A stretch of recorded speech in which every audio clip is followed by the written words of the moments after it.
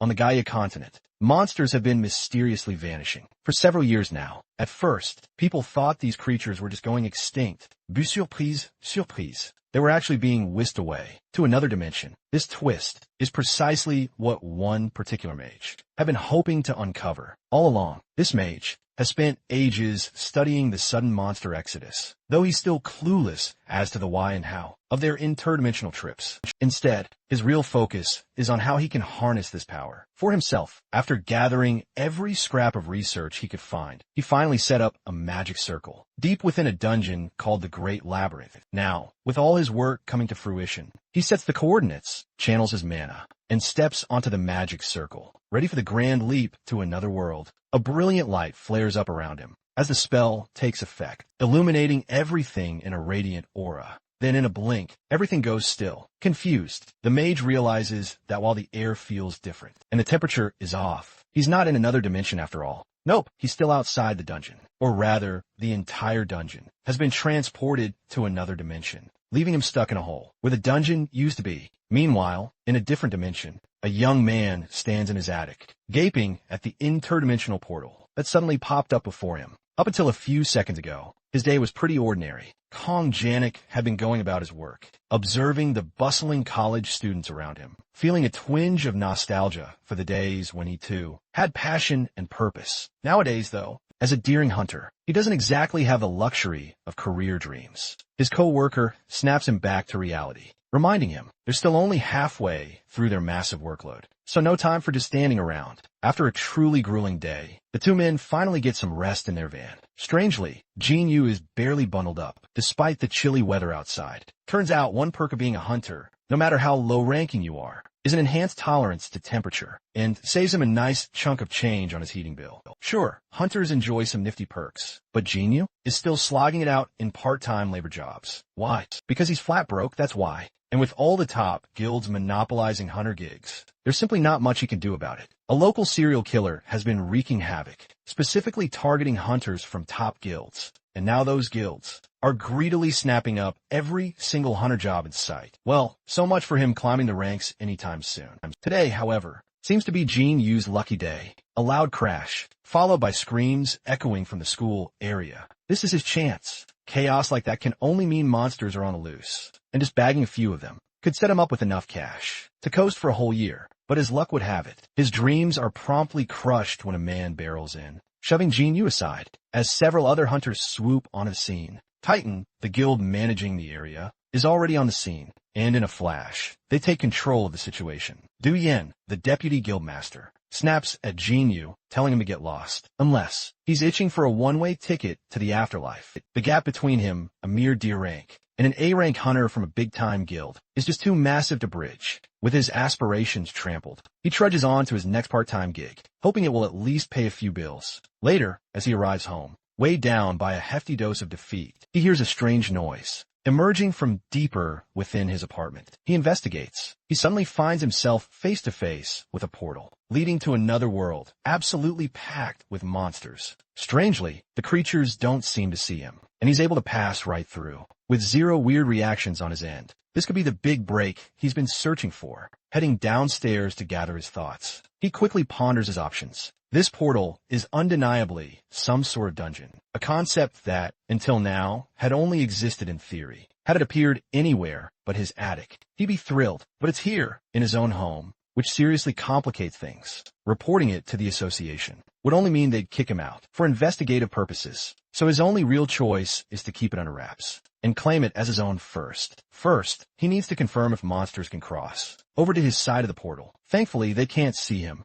A definite plus, given that he could handle it best. 2 or 3 goblins solo. If a whole group decided to jump through, he'd be toast, with nothing left to lose. He takes a deep breath and steps through the portal, landing directly on the first floor of a dungeon maze. He barely has time to take in his surroundings before a goblin rushes him from the left, club in hand, narrowly dodging the attack. He scrambles back into his attic. He watches as the goblin looks around, utterly confused, swinging wildly at the empty air. It seems they really can't see the portal from their side, which also means they can't come through it either. With that crucial knowledge, his fear evaporates. He grabs a baseball bat, hops back through the portal, and charges the goblin head-on, swinging with all his might. He catches the goblin square on the cheek, sending it flying. He then follows up with a decisive stab to its chest. With his first monster hunt under his belt, he raises the bat and brings it crashing down on the goblin's head, ending the fight instantly. For the very first time, he's hunted solo, with no one else around to share the spoils. All the experience points are his alone.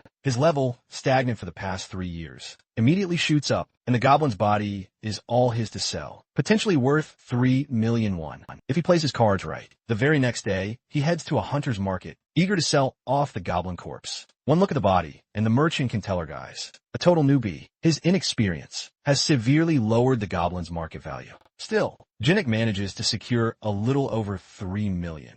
Just as he'd hoped. All he needs to do now is provide the area where he hunted the goblin for verification. That's one piece of information Jinnick absolutely can't afford to reveal. If anyone finds out there's a dungeon in his attic, his profits could vanish faster than a goblin hit by a baseball bat. While Jinnick is trying to figure out a way to escape his latest predicament, a group of hunters from the Black Dragon Guild storms in like a pack of hyenas on the scent of fresh prey. Apparently, someone dared to steal a kill from their territory, and they're not pleased. At first, they zero in on Jinnick, ready to confront him, but the merchant quickly redirects their wrath to a blonde-haired hunter who, oblivious to the whole situation, becomes the unfortunate target. The hunters close in on him, and after a quick introduction, he's left barely able to stand, sneaking into their territory to hunt monsters without permission. Big mistake. For all they know, he could even be the serial killer they're hunting. With the poor guy barely able to string a sentence together, they drag him out of the building to continue their interrogation elsewhere. Watching the scene unfold, Jinnick realizes that he could have easily been in the blonde's shoes. Knowing there's no way he can lie his way out of where he got the goblin from, he quickly realizes selling it here just isn't worth the risk. If he values his life, he'll have to find another way to offload his loot without dealing with goons from the big guilds. The moment Jinnick steps back home, he decides it's time to seriously level up. Before daring to re-enter the dungeon, he arms himself with a crucial teleportation stone for quick escapes back to his apartment, a monster tracking compass with a 50-meter range, and of course his trusty baseball bat. Fully equipped, he steps back into the dungeon for a monster slaying spree, each victory ticking up his level by 1. True to its name, the Goblin Labyrinth is absolutely packed with goblins, making it the perfect playground for someone at his level to grind for experience. After a long day of hunting, his inventory is nearly maxed out. He's got room for just one more goblin, hoping it'll be a big one for some extra cash. The compass pings, showing a goblin approaching his location. Perfect. All he needs to do is hide and launch a surprise attack. Jinnick positions himself around a corner, waits for the perfect moment, and swings his bat right into the face of a remarkably short man. To Jinnick's horror, it's not a goblin, but a very irate stranger, shouting at him in a language he can't understand. Jinnick hurriedly bows an apology, which seems to calm a man down just enough. The stranger pulls 2 necklaces from a bag, hands one to Jinnick, and as soon as Jinnick puts it on, he can suddenly understand every furious word the man is saying. That's when he realizes 2 things. First, the guy has every reason to be mad, having just taken a bat to the face. And second, this isn't just a short man. It's a dwarf, a mythical being he'd only read about in fantasy novels. As the dwarf continues to rant, Jinnick helps pick up the items scattered around, all of which look exceptionally high quality. Unfortunately, he doesn't get a chance to admire them before the dwarf notices his bag and snatches it up, demanding to know where Jinnick got it. A baffled Jinnick explains that it's just an ordinary aluminum baseball bat, but the dwarf seems to think it's made from orichalcum, a metal highly prized by dwarves. This ordinary bat is so valuable that no amount of money could possibly buy it. Instead, he offers Jinnick a trade, some rare items from his own personal stash, in exchange for the bat. Seeing no reason to refuse,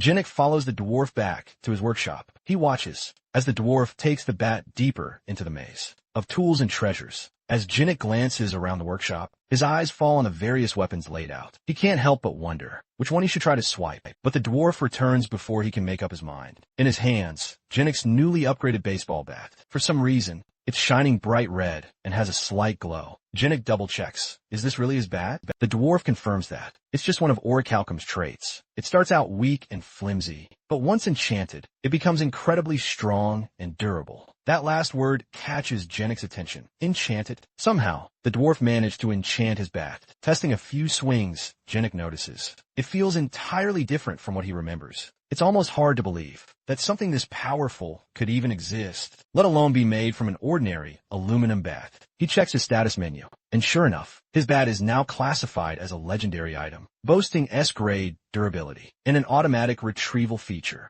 Jinx's once basic bat has turned into an ultra-rare treasure. Selling this would be a jackpot, but it's bound to him now, so no dice. Still, even if he can't make money off the bat, he can always make some cash with the goblin corpses he's stashed in his inventory. The problem? He can't sell them openly without drawing unwanted attention. His best option is the Hunter Industries black market. They don't ask questions and have a rock-solid setup for handling unique inventory items. Jinx then heads home, using one of the black market business cards, and tracks down a seriously suspicious address. The card screams shady, but it's his only lead. While he's searching for the entrance, a man named Deputy Cho Hyung-il calls down to him, inviting Jinx to meet the boss. The boss, Lee Jun-chul, is actually a loan shark disguised as a loan agent, who also dabbles in monster corpses on the side. When Jinx lays out 20 goblin corpses for inspection, the two men are utterly stunned. Despite being a newbie, Jinx managed to bring in such a massive haul, in an incredible condition, too. Well, except for the bashed-in heads.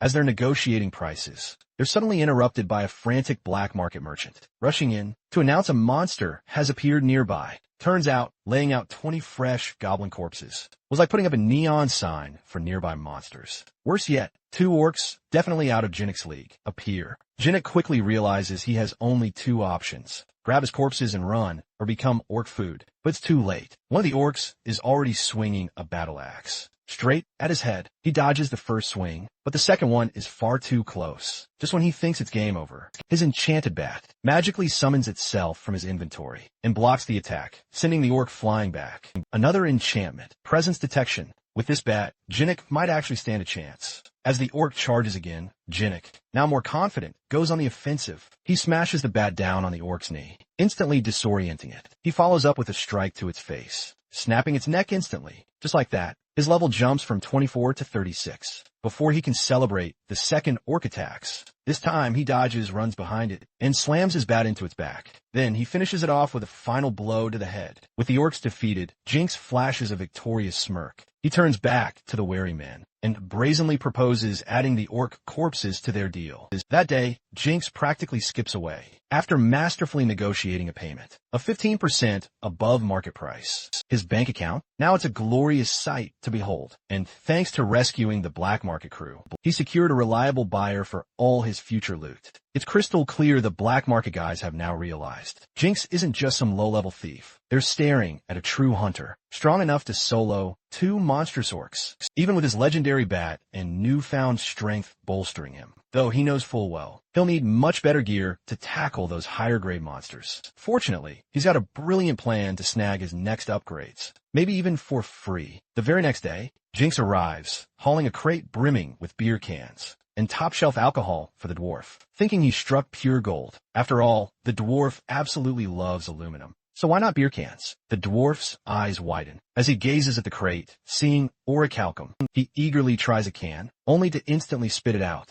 The taste? Absolutely horrifying. To avert another explosive shouting match, Jinx quickly offers him some premium soju instead. The dwarf takes a swig, and while mildly satisfied, there's clearly still room for improvement. Jinx can practically sense it. The dwarf is yearning for that extra kick. Seizing the moment, the dwarf gives Jinx a brand new quest. Mine some mithril. Mithril? What does that have to do with alcohol? Who knows? But Jinx wants free gear, so he's in. He dives deeper into the labyrinth, emerging into a large forest clearing on the second floor. A mysterious menu pops up, informing him he can record this location as a warp point. Jinx has absolutely no idea what a warp point is, but accepts anyway, unwittingly creating a portal to travel between floors. He ventures further, officially reaching the second floor, ominously named Dogs and Skeletons. Immediately, monstrous dogs leap at him, compared to the orcs he battled before. These are nothing more than pure, free XP. He swings his bat with wild abandon, wiping out 25 of them in a flash, and gathering all their corpses. That single haul alone could easily net him a cool 200 million won. As tempting as that massive payout is, he must stay laser-focused on his mission. He needs to mine that mithril, or as he journeys deeper. Suddenly, skeletons start appearing, And since these skeletons can't be sold, and must be destroyed by breaking their core gem, Jinnik finally realizes why the dwarf sent him. Instead of going in there himself, these skeletons are an absolute pain to deal with, but they do help boost his level all the way to 100, unlocking a brand new class. He was expecting a berserker or warrior class, after all the intense fighting he'd done. So he's absolutely shocked to be designated a cleric. After finally dispatching all the skeletons, he can finally collect the mithril, or the dwarf, who clearly doubted he'd make it back alive, now seems genuinely impressed. As a reward, he offers to forge anything Jinnik desires. Since he's already armed with a legendary bat, Jinnik requests some lightweight armor that can still withstand the heaviest hits. The dwarf immediately gets to work, while Jinnik heads home for a well-deserved nap. Just a few hours later,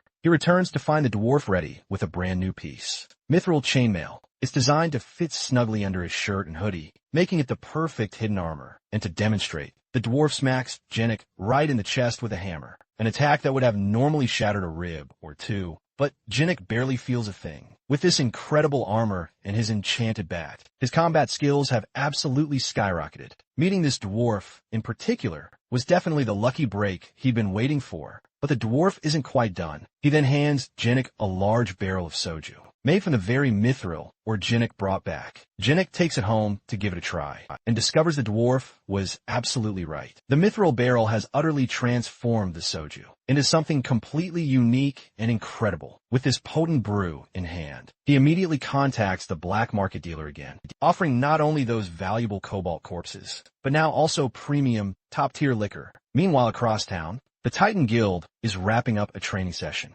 when an unexpected anomaly gate suddenly tears open, spewing forth hordes of grotesque lizardmen. Deputy Guild Master Andon stubbornly refuses to call for any backup, pushing his team to hold the line solo. Jinnik, however, is having a much better day. His cleric class is now officially registered, and he's just been promoted from D rank to C rank. Given that clerics are incredibly rare and highly sought after by top guilds, he's thrilled about all the new opportunities. Just then, a bloodied hunter bursts in, desperate for a cleric's help. Jinnik volunteers and is immediately taken to the site, where Titan Guild members are locked in a brutal battle with the lizardmen. He's instructed to stay in the back and heal as many people as he possibly can. Jinnik initially wants to jump right into the action, but the guild member assures him that healing is exactly all he needs to do, and he'll be handsomely rewarded once the fight is over. The healer's presence is enough to keep the guild members fighting fiercely. But the waves of lizardmen are absolutely relentless. One of the other clerics suggests calling a support guild for urgent backup, as the odds are starting to look incredibly grim. Just as Jinnik is considering their next move, he senses a chilling, hostile presence right behind him. His trusty bat saves him from a nearly fatal blow, delivered by a sneaky lizardman, who somehow bypassed all the hunters, aiming straight for the vulnerable healers. Realizing that the rear defense has been catastrophically breached, Jinnik swings his bat, sending the attacker flying. He quickly warns the other clerics about the breach, fully understanding that he's the only one who can possibly hold them off. These monsters must have used a stealthy concealment technique to slip through, planning to ambush the healers from behind. Jinnik instructs the clerics to focus solely on healing and leave the lizardmen to him. The other clerics look at him with deep concern. They think he's just another ordinary healer like them. But Jinnik charges in, reassuring them with a confidence. He's only kind of feeling himself. In reality, he's shaking in his boots, but he manages to hold his ground against the relentless onslaught. Suddenly, a cunning lizardman slips right past his guard and lunges directly for an unsuspecting cleric. Jinnik bolts into action, chasing right after it, leaping in just the nick of time to intercept the deadly attack. He lands a powerful, rushing blow, but that leaves him wide open for a sneak attack from behind. Thankfully, though, the dwarf's sturdy chainmail armor completely absorbs the impact, leaving the stunned monster utterly flabbergasted. When its vicious attack utterly fails, Jinnik immediately seizes the opportune moment, countering with a solid, satisfying swing straight to the creature's face, successfully holding the line and letting the clerics focus entirely on their crucial healing duties. Suddenly, the rampaging lizardmen completely freeze, as an incredibly powerful figure dramatically joins the fray. A man who effortlessly takes down one of the monstrous creatures with just a single, devastating punch. It's CEO Sango, the mighty Titan Guild Master himself. He nods at Jinnik and asks if he was responsible for wiping out all those monsters in the area. Jinnik, a little bewildered by this powerhouse's identity, admits he was indeed handling things right here. The surrounding clerics are utterly baffled. How could he possibly not recognize Sango, the infamous S-rank hunter? With no time to waste, Sango quickly heads back into the battle, promising to properly reward Jinnik for his unexpected help later. The moment he steps into the thick of it, his commanding presence immediately raises everyone's spirits. Everyone, that is, except Anden, the deputy guildmaster, who's looking visibly irritated. Sango instantly takes charge without the slightest hesitation, barking out orders and commanding unwavering attention from all the hunters. With the immediate area successfully cleared, he unleashes a devastating shockwave attack that sends the remaining lizard men soaring through the air. In mere moments, Sango has completely wiped out the last of the monsters. Satisfied that his guild members are finally safe, Sango turns sharply to Anden, grabbing him by his jacket to reprimand him. What were you even thinking, risking your own life and everyone else's lives like that? Anden, however, quickly claims he simply wanted to protect the guild's reputation. But Sango sees right through his flimsy excuse. It's not truly about the guild, is it? It's all about your pride. Their tense stare down is finally broken. That when one of the guild members reminds Sango to dismiss the clerics, who were helping to secure the area. Sango quickly composes himself and addresses the hunters, thanking them for their incredible efforts, especially Jinnik, who played a crucial role in keeping everyone alive. As a sincere gesture of gratitude, Sango then invites Jinnik to join the Titan Guild directly, skipping the usual, arduous registration process, and then can't hold back immediately, stepping in to belittle Jinnik as just a D-rank, who simply got lucky. Sango isn't having it.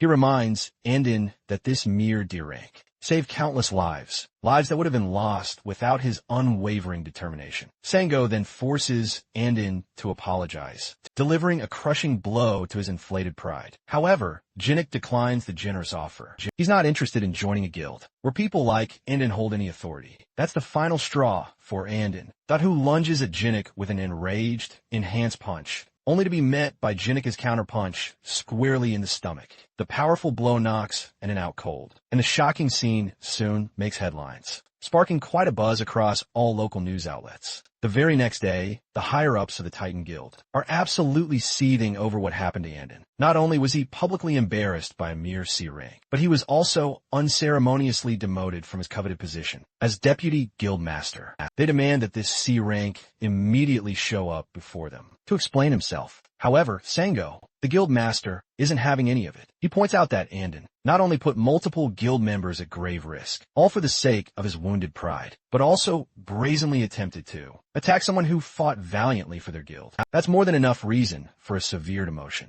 In Sango's eyes, this cutting comment completely shuts the gathered crowd down, leaving them utterly speechless with nothing to say. Sango then dismisses them, sending them on their way. But his thoughts quickly wander back to that extraordinary C rank he'd witnessed just days ago. Before he becomes any stronger, he absolutely must get Kong Jinnik to join his guild. Jinnik, meanwhile, is just chilling in his apartment, sipping a drink and going over his expenses. Because he earned a fortune from hunting, he ended up spending more than usual, pushing his expenses to an absurdly high amount. If he'd only known things would turn out this way, he would have accepted the extra pay the Titan Guild offered him. But hey, it doesn't matter. He got a much better way to earn money. After some much-needed downtime, he heads straight back into the dungeon to gather more monster corpses. Hunting the same old monsters just isn't enough for him anymore. Now that he's stronger, he craves tougher opponents. He ventures deeper into the second floor than ever before, only to find himself facing off against a small army of orcs.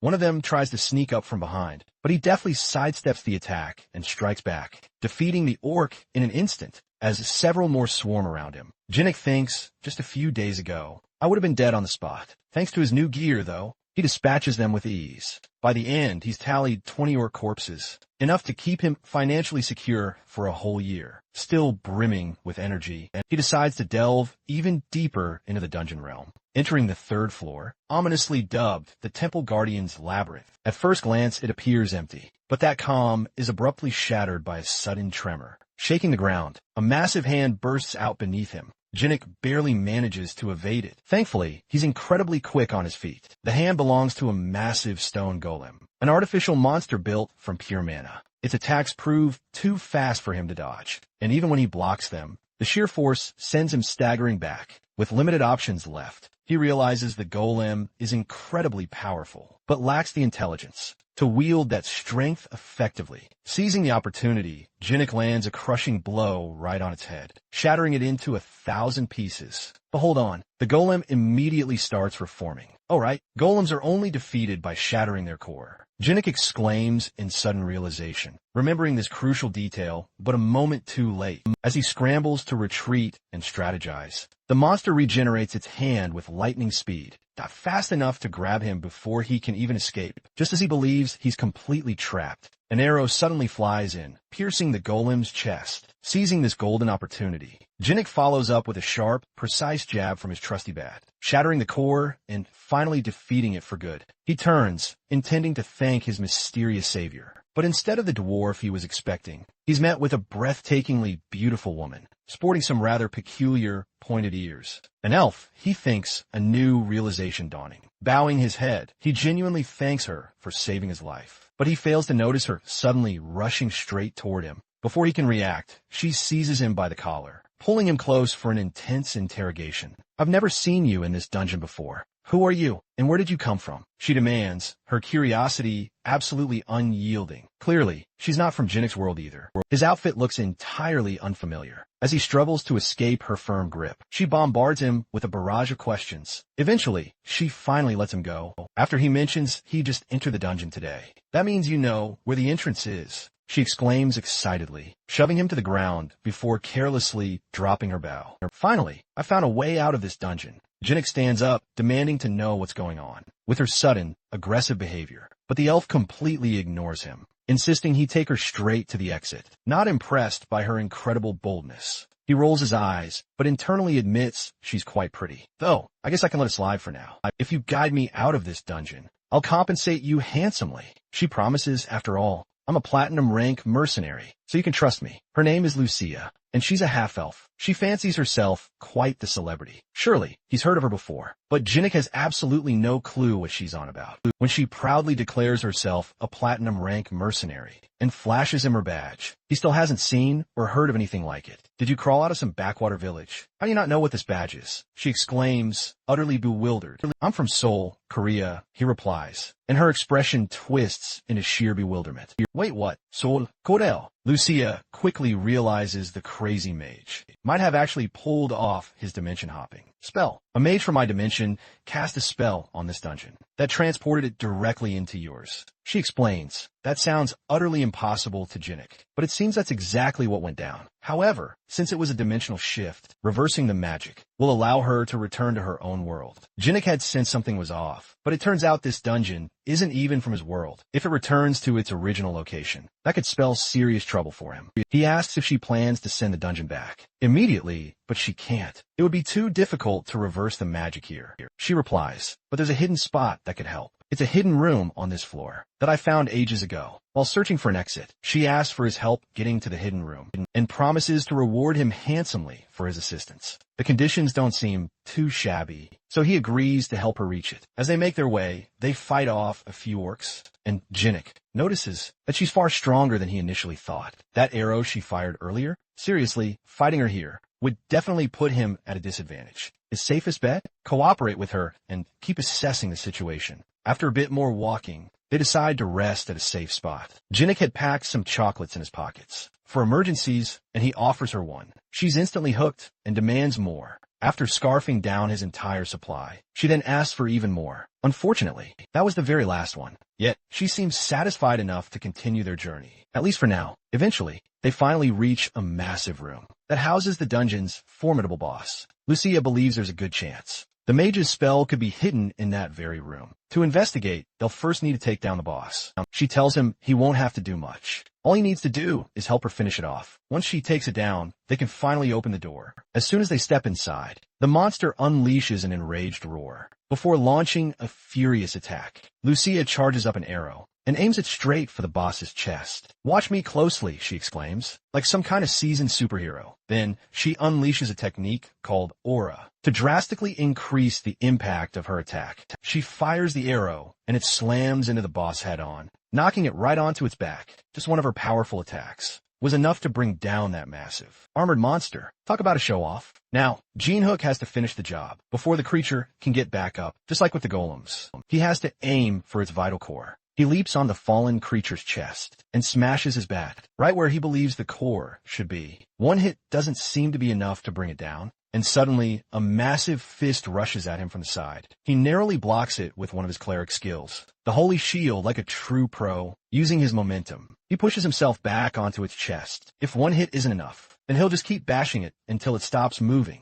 Eventually, he manages to bust the core open, and the creature is finally defeated. Level up, almost reaching 200 at this point. Now that the creature is down for the count, he returns to Lucia and asks her to teach him how to use Aura. But he'd already channeled Aura into his shield skill. He'd converted his Holy Clara power directly into Aura. To him, it was merely a class ability. Lucia, on the other hand, had no idea what she was seeing. But if he can tap into his skills like that, it looks like he'll grasp how to wield Aura much faster than she initially anticipated given his potential. He might even begin enhancing his attacks with Aura almost immediately. But first, there's a catch. She sends him back for more chocolates. Meanwhile, back in the bustling city, Sango strides alongside his secretary, Lee Haina, discussing a new anomaly that just popped up near Gangnam Station. It was detected just yesterday, meaning they have roughly 5 days to prepare before a powerful monster crashes the party. No matter how Sango visualizes it, there's no way his guild can handle this one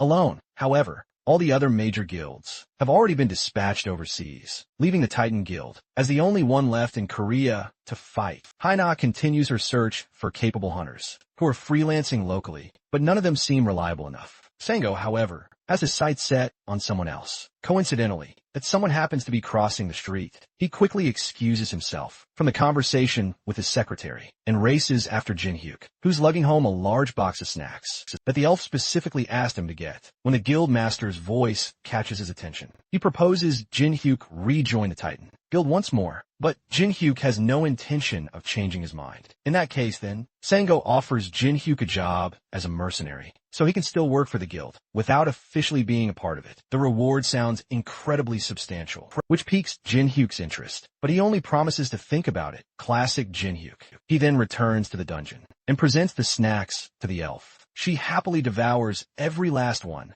It's crystal clear they don't have this kind of delicious food in her world. After her incredibly satisfying meal, Jinhook asks why she's down here munching away, deep in the basement, especially since they've already defeated the boss monster. She points up to a glowing magic circle on the ceiling and explains that it connects this dungeon directly to his world. Because of this crucial link, she'll be staying down here for the time being to thoroughly study it. So, if he wants to learn more about Aura, he's definitely going to need to bring her more chocolates. Now that she's finished eating, she takes his hand, ready to teach him how to use Aura. First, she needs to pour her powerful aura into his body to show him exactly what it feels like. As Jinhook feels the incredible power flowing into him, Lucia immediately notices a massive spike of energy. It seems he has way more talent for this than she initially expected. The sheer movement of holy power coursing through him is impressive enough that she believes he'll grasp the basics. By the end of the day, she commends him for his incredible talent and asks if he can remember the intricate flow of aura in his body. Confidently, he assures her he absolutely can. She acknowledges him with a knowing nod.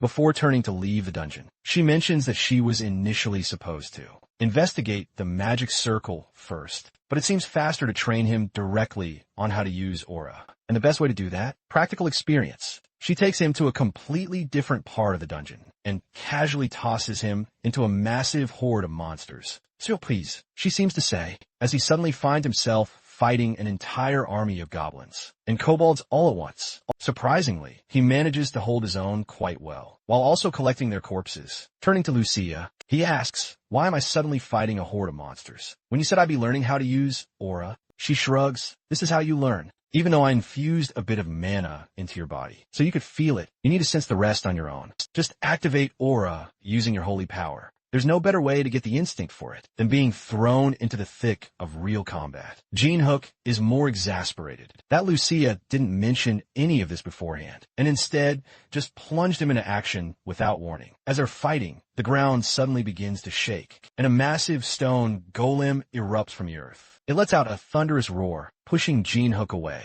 Lucia explains he needs to face a true crisis. To unlock his potential, all you have to do is focus and try to feel the holy power coming from the shield you generate with your skill. The shield is made of aura, so once you get the hang of it, you'll pick it up quickly. Easier said than done, especially since he doesn't consciously activate the holy shield. How am I supposed to feel any aura from something that turns on automatically? He wonders. Just then, the monster brings a massive fist crashing down toward him, and he blocks it with the holy shield again. This time, though, he feels something different. A strange energy gathers around his left hand, the one activating the skill. This must be what holy power feels like. He realizes. The golem attacks again, and Jinhook summons his holy shield once more. Except this time, it has a different shape than he remembers. The sensation of summoning the shield is also different. This must be mana, he thinks, but the golem doesn't give him time to figure any of this out, and smashes down on the shield, sending Jinhook flying back. Lucia mocks him from her podium, saying, I told you to get the hang of your skill, not to make foolish mistakes. He was just doing what she told him to, though. As he prepares for another attack,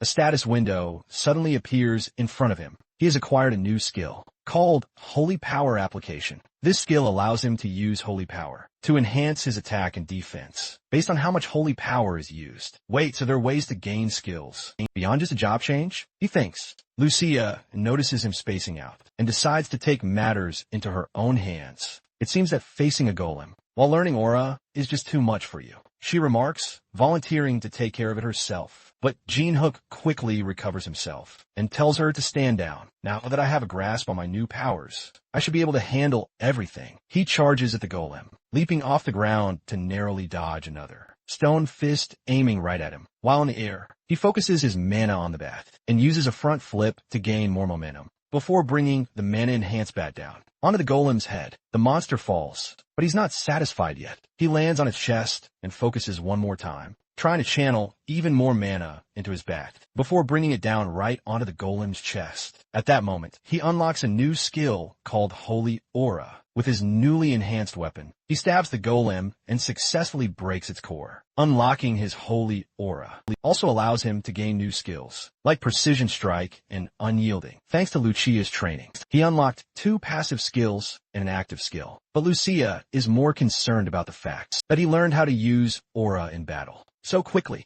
She was expecting to just teach him the basics and call it a day, but now she has to see this through to the end. She takes one of her arrows and brings down a wall, opening up the area to an even larger horde of monsters. Jinhook is not impressed, but he readies his bat and prepares for another battle. Here we go again, he thinks, steeling himself for the chaos ahead. The battle with the monsters in the dungeon takes a lot out of him, and by the time he goes to sell the monster corpses, he's exhausted. He looks so tired that the black market boss, Junu, notices him when they meet. Jinhook appears as if he just emerged from a war zone. Junu decides not to ask too many questions and gets down to business, accepting the monster corpses. He brings up the topic of the alcohol he sold to them. Last time, he marketed it as traditional artisan soju. Since hitting the market, orders have been absolutely flooding in, and the drink has become explosively popular. In a short time, he could focus solely on selling liquor and never worry about money ever again. Jinu muses to himself, with enough money to last him a lifetime, and a small business already thriving, Jinwoo heads home to finally rest. His intense training with Lucia has left him utterly exhausted, and just seconds after lying down in bed, he passes out almost instantly. He's jolted awake by the blaring sound of a disaster alert. A loud, automated voice urgently commands everyone on the street to evacuate and get to safety immediately. Today is the day of the monster invasion, but it seems to have arrived early this month. Monster invasions usually happen randomly, but there's a specific type that occurs after a fixed 1-month interval. This particular invasion is quite common, and usually, Jinwoo would eagerly seize the opportunity to hunt down some low-level monsters for quick cash. This time, though, he's just too exhausted to even care. The large guilds will take care of it anyway, right? He thinks. That was the plan. Until a surprising notification pops up on his phone, informing him that due to the invasion's urgency, the rewards for hunting monsters would be tripled. With triple the rewards now up for grabs, Jinwoo can't possibly ignore the invasion anymore. He steps out onto the street to see if he can take down some monsters and cash in big. Meanwhile, security officials frantically guide people and desperately try to clear the streets while the Titan Guild battles against hordes of monsters, rampaging through the city. The security line is already starting to break, overwhelmed by the sheer number of monsters trying to push through. And Sango's stamina is rapidly draining, unable to keep up the fight. No matter how many he takes down, more just keep relentlessly pouring in. The guild members are already pushed to their absolute limits. And even though they seem to have the upper hand, things aren't looking too promising at all. The guild secretary watches the fight, clearly worried, from a seemingly safe distance. Even though everything seems to be going smoothly, largely thanks to their guild master, she senses they're getting dangerously stretched thin. If only they had another powerhouse hunter to turn the tide. Her thoughts drift to a man the guild master once deemed promising. Just recently, she whips out her phone and dials Gene Hook. He's currently mid-battle, taking on some goblins. When he answers, she offers him a golden opportunity to fight with the Titan Guild, promising hefty compensation for his service. He boldly demands 5 times the usual compensation, and she proposes they meet at a predetermined location to discuss further. Later, when they meet, she counters with 4 times the compensation instead, and he begrudgingly agrees. She then hands him a specialized device that will meticulously track every monster he slays to accurately calculate his contribution to the guild. If you exceed an average contribution during the fight, you'll get everything you're asking for. Now, with a real chance to showcase his abilities and finally get properly paid for them, he rockets toward the fight to lend a hand. The secretary observes him leave, wondering if he'll truly live up to the expectations that Sango holds for him. He once managed to take down an Indian through sheer luck, but his actual skills remain unproven. He bursts onto the battlefield and immediately sets his sights on a rampaging ogre, shocking the entire crowd. In one lightning-fast strike, he swiftly kills it, making everyone believe he must be at least an A-rank hunter. A rank is close, he muses, but I must be stronger than an A rank with my current abilities. He pauses only to chug a mana potion, recharging himself, all thanks to Lukia's grueling training. He's already reached level 200. Normally, he wouldn't even be able to face an ogre, but as long as his mana holds out, he should easily keep up with an S-rank hunter. And right now, he possesses over 1,500 mana potions, which means that all the monsters around him are nothing but walking gold. Meanwhile, elsewhere, Don's busy battling monsters alongside his guild members. He quickly notices the monster population drastically decreasing and turns to find a group, watching someone effortlessly take down monsters. Curiosity piqued, he goes to check it out. There, he spots the one person he utterly despises right now, Gene Hook. He immediately barks orders at the stun hunters, telling them to snap out of their days and get back to fighting monsters. What's this guy doing here, and who even invited him? And just seeing Gene Hook's face instantly reminds him of their last encounter, where his most embarrassing moment was broadcast all over the news. That last time had to be pure luck, he thinks. But this time, with Hook all alone, there'll be no problem taking him out and putting him firmly in his place. With that thought, Don charges straight for Gene Hook, hoping to finally cure Hook of his nasty habit of always being in the absolute worst place at the wrong time. Unluckily for Don, the Sarang hunter spots him far too early and deftly counters his attack, sending Don flying and knocking him out. Yet again, sorry, not today, Gene Hook thinks, brushing off the whole commotion. Meanwhile, Sango finds himself staring down a rampaging minotaur. His mana is almost completely gone, and he's out of stamina. The minotaur raises its massive club, ready to strike, just as Sango contemplates retreating to regain his stamina. But before it can land a hit, a voice suddenly calls out behind him. Gene Hook leaps in from above, grabs the minotaur by the horn, and slams it violently into the ground. For a Sarang hunter to take down a minotaur in one hit, it seems his judgment about Gene Hook was spot on. What skill? As Hook takes down the monster, Sango approaches him, wanting to show his appreciation for the help. Gene Hook just shrugs it off, saying, "The guild master called me and promised a hefty pay for my help, so there's no need to thank me." Sango then seizes this chance to ask him once more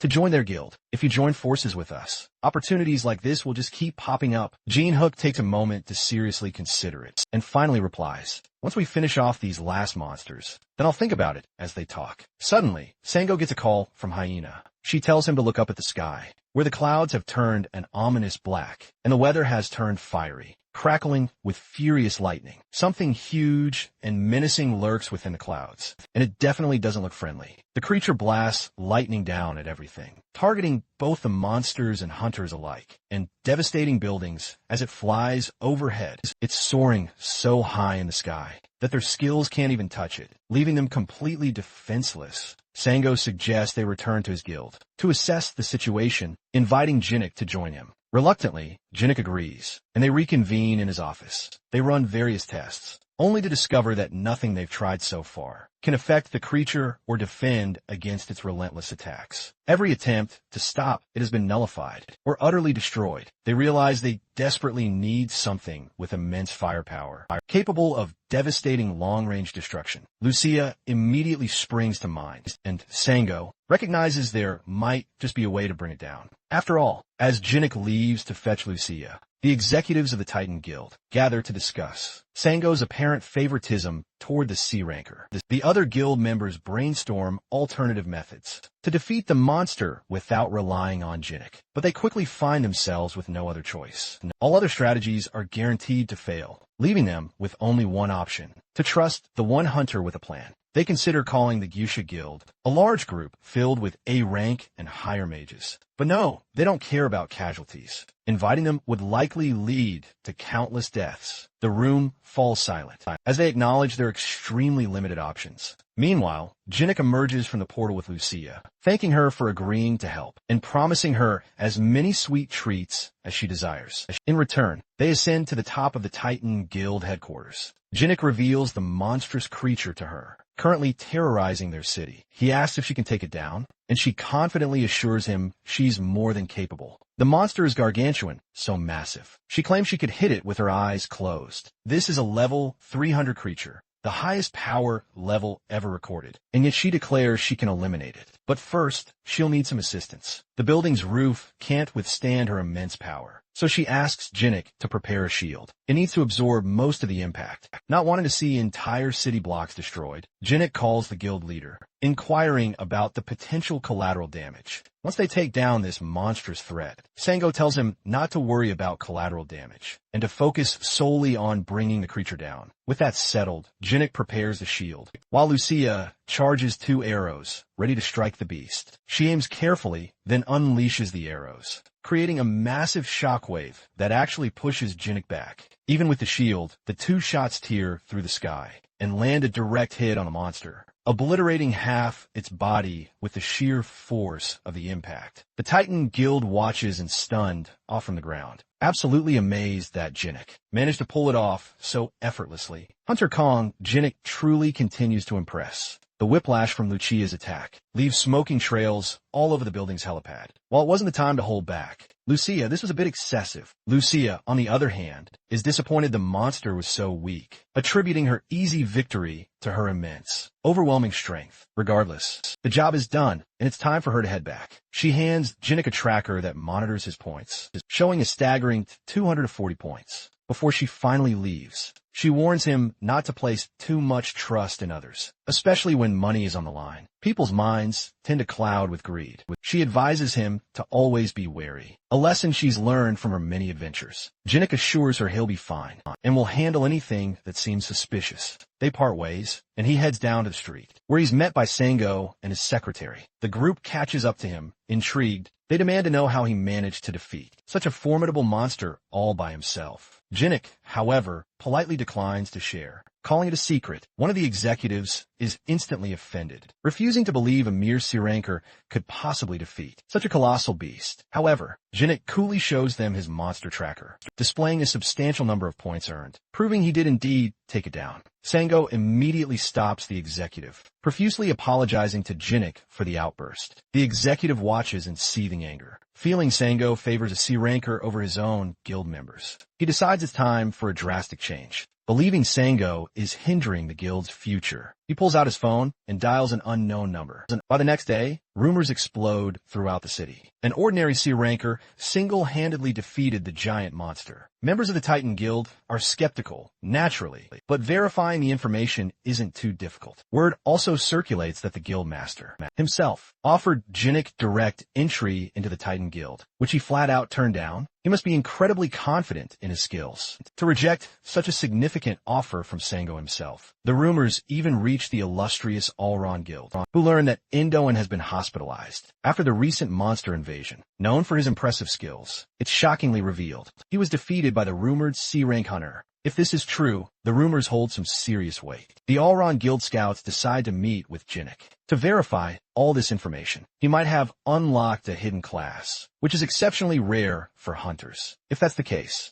they need to recruit him into their guild before another guild snatches him up, or failing that, eliminate him. Meanwhile, Jinnik sleeps soundly after the battle, having completely exhausted all his stamina. He passed out as soon as he got the chance, and wakes up a full 2 days later, realizing the massive toll of his overexertion. He walks into his living room and finds that Lucia has created a massive mess. With all the snacks he bought her, she devoured everything in just 2 days, with no food left in the fridge. Her only option was to raid the snack stash, but since he hadn't opened the portal for her, she couldn't return to the dungeon. This completely confuses Jinnik, as he's never had to manually open the portal before. It's always just been accessible. He heads to the attic to show her the portal is indeed open, but this makes no sense to her. Since there was nothing there moments ago, she instructs him to step away from the door, then reopens it, revealing absolutely nothing. Now that he stepped back, Jinnik is utterly baffled, as he's only ever seen the dungeon wide open. Lucia theorizes that the dungeon responds only to him, suggesting it's imprinted directly on him, meaning it could have literally fallen on his head. Luckily, it was a failed spell. He decides not to dwell on that bizarre thought, and instead orders food for both of them. Lucia wonders how he found his way back to the house. After they defeated the monster, she explains that she placed a recognition suppression spell on it, which should have made it impossible to locate. Jinnik asks why she would cast such a powerful spell on his house. She reveals that strange individuals from some guild named Alron had been visiting while he slept, which annoyed her enough to ensure they could never return. Jinnik is perplexed as to why those large guilds will be searching for him. He pulls out his phone to finally discover what happened during his slumber. The very first headline he sees instantly grabs his attention. News of him defeating the giant monster has gone absolutely viral. A video circulates that clearly shows him fighting alongside the Titan Guild, and it seems he has become famous overnight. This newfound attention is deeply problematic. His greed in using Lucia's power has placed him directly under a harsh spotlight. The hunter industry is extremely territorial, and strong competitors are swiftly eliminated. He resolves not to dwell on the past. With Lucia done eating, they return to the dungeon to deliver their hard-earned loot to the dwarf. All thanks to Lucia's powerful shot, the monster's body is utterly ruined, beyond salvaging. All they have left is its massive head. The old man is absolutely furious with Lucia. She totally overdid it, trashing all that valuable material. Their natural animosity is clearly on full display. Jinnik steps in, cutting their argument short. He turns to the dwarf, asking, "Can you craft anything from this monster's remains?" The dwarf carefully extracts an organ from the creature's head. This organ is capable of generating lightning. With that, Jinnik can enchant his baseball bat to summon lightning. It's incredible. He then asks the dwarf how he'd like to be compensated, but the dwarf simply wants Lucia out of his workshop. Enraged, Lucia practically vibrates with fury. Jinnik has to quickly calm her down, bribing her with more sweets. After barely stopping her from blasting a hole right through the dwarf's head, he heads back to the city. Time to buy her those promised treats. On his way back home, Jinnik senses a presence lurking deep within an alleyway. It feels like someone is definitely tracking him. With a swift flick, he drops his groceries behind a wall. He then calls out to the creep following him. "Hey, I can see you, you know." A voice suddenly answers back. Clearly surprised, Jinnik noticed him at all. Suddenly, a figure materializes from thin air and lunges at him, swinging a deadly sword. Jinnik barely manages to block the attack with his bat. The newcomer is absolutely astonished that Jinnik could even perceive him. This confirms the rumors. Jinnik is far more than just an ordinary S-rank. Guess I'll have you show you just how ordinary I am. Jinnik thinks, shoving the attacker back. He then leaps at him, launching a furious counterattack. Since the attacker wants to keep his identity a secret, Jinnik decides he'll just have to beat some answers out of him until he spills the beans. However, the attacker clearly has a different plan. He uses a skill to vanish, turning completely invisible. Jinnik can just faintly feel his presence, enough to dodge and block most of the incoming attacks. But he knows he can't keep this up forever. If only he had his usual powerful bat. But the old dwarf is still working on it. So he's stuck with just a regular aluminum bat. This is going to be a long day, he thinks, quickly realizing he needs to make a run for it. Just as he resolves to escape, the hooded attacker slaps a tracking device onto his shirt. Jin-hook sprints toward a crowded area, desperately hoping to hide, but the attacker's pesky device allows him to track his every single move. The trail leads straight to a bathroom in a department store. Perfect, he mutters, camouflaging himself before kicking open a stall door, ready to pounce. Except, there's nothing there but the tracker, stuck to the wall. Seriously? A bathroom trap. Jin-hook realizes he's been played, just as he's about to kick himself for falling for that. The assassin charges up a devastating fireball, aiming it straight at Jin-hook and the poor kid who just wanted to use the toilet. With no time to spare, Jin-hook throws up a shield to protect them both. The assassin uses the smoke as cover to make a quick escape. Great, a fireball and a runaway, he thinks, shaking his head in disbelief. As he tries to catch his breath, an unknown object suddenly stabs right through the assassin's chest, killing him instantly. Oops, Jin-hook says, blinking in utter surprise. I didn't mean to kill him. Just as he's lamenting the situation, a mysterious status window pops up in front of him. It acknowledges the murder, but labels it as self-defense. Well, that's a relief. He sighs, but I could have done without the drama. Before he can process it further, two stern detectives approach him,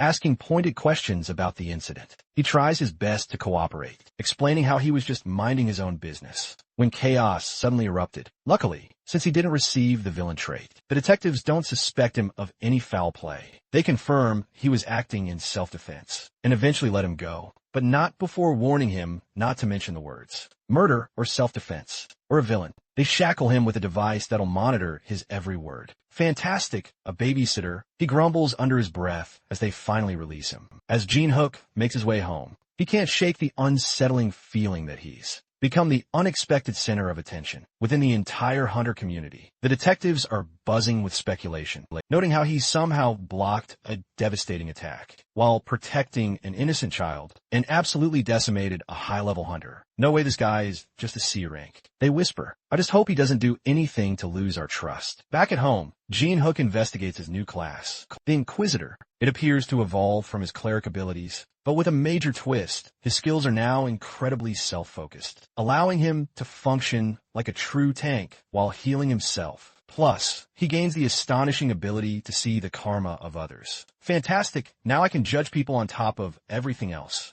he quips, shaking his head at the irony. Eager to test out his new powers, he rushes back to the dwarf's workshop. Just as promised, his weapon has been enchanted to unleash devastating lightning attacks. All he has to do is simply think about it, and it'll unleash up to 3 charged lightning blasts. Talk about shocking. He chuckles, amused, already envisioning the sheer chaos he could unleash. However, Lucia is noticeably less impressed. I can't sense any holy power from you now, she says, her expression filled with concern. What exactly did you do in the human world? He shrugs, explaining that he can't share much because of that pesky monitoring device. The dwarf, overhearing their conversation, offers to completely dispose of the device if Jin-hook completes a seemingly simple task. Retrieve a mysterious item from a truly dangerous location, using a specialized compass he provides. Me? A rookie? Dangerous? Sounds like a perfectly fun day, Jin-hook exclaims, grinning widely. This seemingly little errand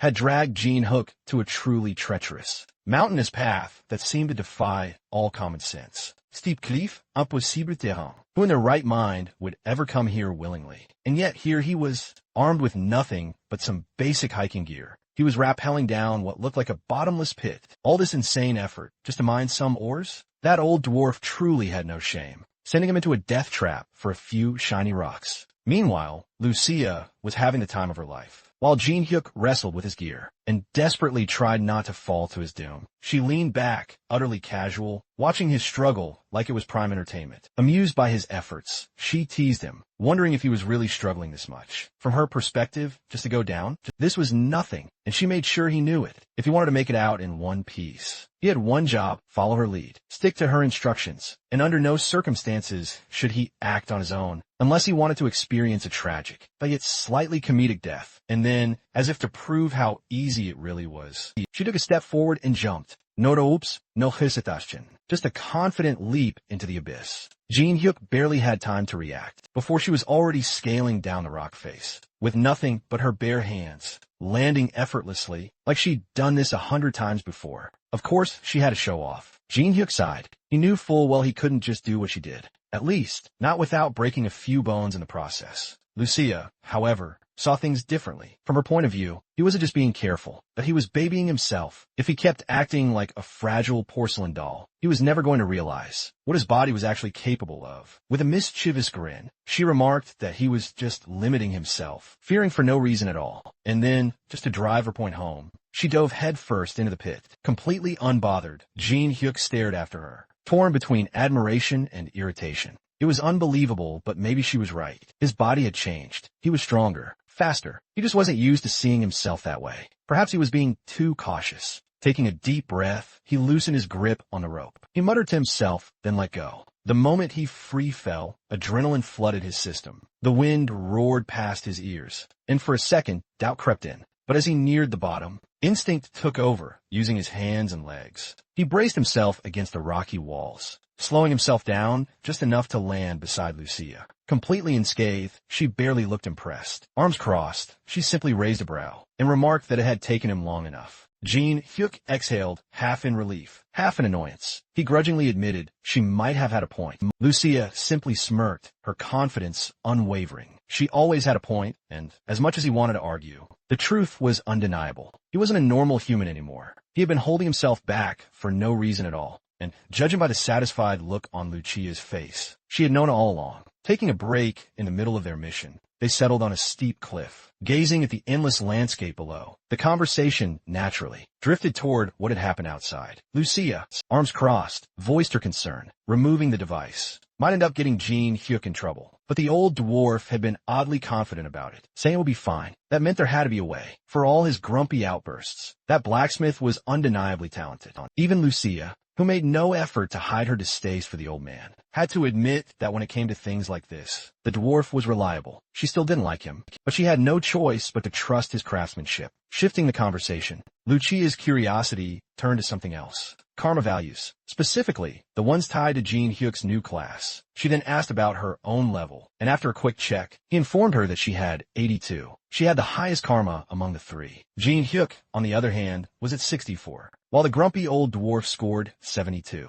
The numbers didn't surprise her one bit, considering the life she'd been forced to live. It made perfect sense she had the highest karma. She'd done whatever it took just to survive. Even so, the gap between her and Jin Hyuk was a mere 20 points. He'd only ever killed one person. Lucia, on the other hand, had long since lost count of her own kills. That thought sparked an interesting comparison in her mind. In her old world, the one she used to live in, there were beings known as saints. They could distinguish good from evil with just a single glance. Jin Hyuk immediately dismissed the idea that he was anything close to being a saint, and she agreed with him without hesitation. But that wasn't the point she was trying to make. She was merely saying that the ability to gauge evil existed in different worlds, not just hers. Not that she cared much about that right now. Honestly, she had little interest in wasting time, searching for mine just to satisfy that old fart. What did interest her, however, were Jin Hyuk's fascinating new abilities. She was eager to thoroughly analyze them, and when he asked why she was so invested, she simply shrugged and replied that she found him entertaining. And she wasn't wrong. Watching him figure things out was far more interesting than staying holed up in some abandoned dungeon. They needed a better way to understand karma values. And Lucia had a simple solution. Go outside and do some real experiments. Jin Hyuk hesitated. He felt bad about pausing their mission for the old dwarf, but Lucia had a point. Staying in the dungeon with just the two of them wouldn't give him any deeper understanding of his abilities. After a brief moment of contemplation, he reached into his pocket, even if he felt a little guilty about ditching the dwarf's request. His curiosity won out. Fishing out a return stone, he held it between his fingers. This particular stone was set to instantly transport him to a predetermined location outside. With a firm squeeze, he crushed it. A dimensional rift split open right where they stood. Lucia barely had a second to react before she was swallowed up by the portal. Her momentary surprise vanished into the void. Strangely enough, using the stone caused Jin Hyuk's karma to rise. A few minutes later, the duo found themselves in the middle of a bustling city street. Crowds moved in waves, neon signs flickered to life, and the air buzzed with energy. Lucia, unfazed by the chaos, casually sipped her drink, while Jin Hyuk sat across from her, quietly panicking over how her so-called camouflage magic was completely failing its job. She had assured him earlier that she was using magic to disguise her true appearance and blend into the crowd. Technically, she wasn't lying. Her pointed ears and otherworldly features were hidden, but the illusion of human clothing didn't change the fact that she looked too perfect. Her silver hair, flawless skin, and effortless grace drew attention. No matter what she wore, every passerby stole glances at the stunning woman sitting across from Jin Hyuk, some even outright staring. Lucia, of course, had no complaints. With a sly smirk, she casually pointed out that her beauty simply couldn't be concealed, even with magic. Camouflage had its limits. After all, Jin Hyuk wanted to disagree. Really, he did. But even he had to admit that she was probably the most breathtaking woman he had ever seen. And the worst part, she knew it, deciding to move on before she got even more smug. Lucia steered the conversation to something more important, their investigation into karma values. Their initial findings were strikingly clear. Committing bad deeds dramatically ramps up karma, and it wasn't always about committing extreme acts. Jin Hyuk himself had racked up a single karma point, merely for breaking his promise to the old dwarf. Apparently, it wasn't just about harming others. Betrayal, deception, and even irresponsibility could all contribute. On the other hand, consensual harm, like a fight in self-defense, wouldn't raise one's karma at all. The exact scale of karma still remained elusive, but one rule was undeniably absolute. Once a person's karma surpassed 200 points, they were officially branded as a villain. At that point, eliminating them wouldn't even count as murder. It would be classified as self-defense. Essentially, the system stopped seeing them as human. And considering that, even Lucia and the old dwarf hadn't even breached 100 points. Getting past 200 wasn't just a bad habit. It took dedicated, ruthless villainy. Jin Hyuk had been discreetly scanning people throughout the day, checking for any ridiculously high karma values. So far, the most he'd seen from a regular pedestrian was somewhere around 50. If they wanted real data, they were wasting their time in a peaceful public area. They needed to go somewhere darker. Thankfully, the city had just the place. The red light district. As night fell, the streets lit up with a kaleidoscope of neon signs, flashy billboards, pulsing music, and the cloying smell of cheap alcohol. This was where the city's real underbelly truly thrived. Lucia's reaction was immediate fascination. The dazzling lights, the vibrant energy. Earth had its fair share of wonders, and this was certainly one of them. But as she observed the lively crowd, a thought struck her. Shouldn't people be more worried about being attacked by monsters? In her world, nobody in their right mind would gather in such a bright, noisy place unless they had a death wish. Jin Hyuk barely held back a sigh as he explained that Earth simply didn't work that way. Monsters didn't just casually roam the streets. Unlike what she was used to in her own world, there were no sudden ambushes, no lurking dangers, at least not the magical kind. Lucia wrinkled her nose at the air, clearly unimpressed. The atmosphere here just felt wrong, heavy and artificial, nothing like the crisp wilderness she was accustomed to. Yet, the lights were undeniably pretty. Every world had its own unique charm. After all, as they walked through the seedy streets, a shady-looking barman approached them with an exaggerated grin. His eyes lingered a little too long on Lucia. He showered her with compliments, calling her the most stunning lady to ever grace these parts. With an eager tone, he pitched an ongoing event at his bar. Beautiful women could enjoy up to 5 cocktails, completely free. Lucia barely acknowledged him. Without breaking her stride, she simply shoved him aside and continued walking. But before she could get far, Jin Hyuk placed a firm hand on her shoulder, stopping her in her tracks. He suggested they take a moment to enjoy those free drinks, insisting it would be a waste to turn down such a generous offer. The barman, now practically glowing with excitement, eagerly led them inside, promising Lucia would receive the best service the establishment had to offer. After walking all day and only running into ordinary people with unimpressive karmic values, Jin Hyuk finally found what he was looking for. The barman, an irredeemable villain, had a whopping 300 negative karma floating above his head, settling in at the bar. The duo received their drinks and took a sip. The cocktail had a sweet, smooth flavor, something Lucia immediately approved of. Meanwhile, the barman lurked a few steps away, quietly snickering to himself. Those two had no idea what they had just consumed. A single drop of the poison-laced liquor was enough to paralyze an average person. There was no escaping it. The moment he saw them relaxing, he suddenly signaled a group of thugs. Lurking in the shadows, they finally stepped forward. Their gaze, laser-focused, locked onto Jin Hyuk.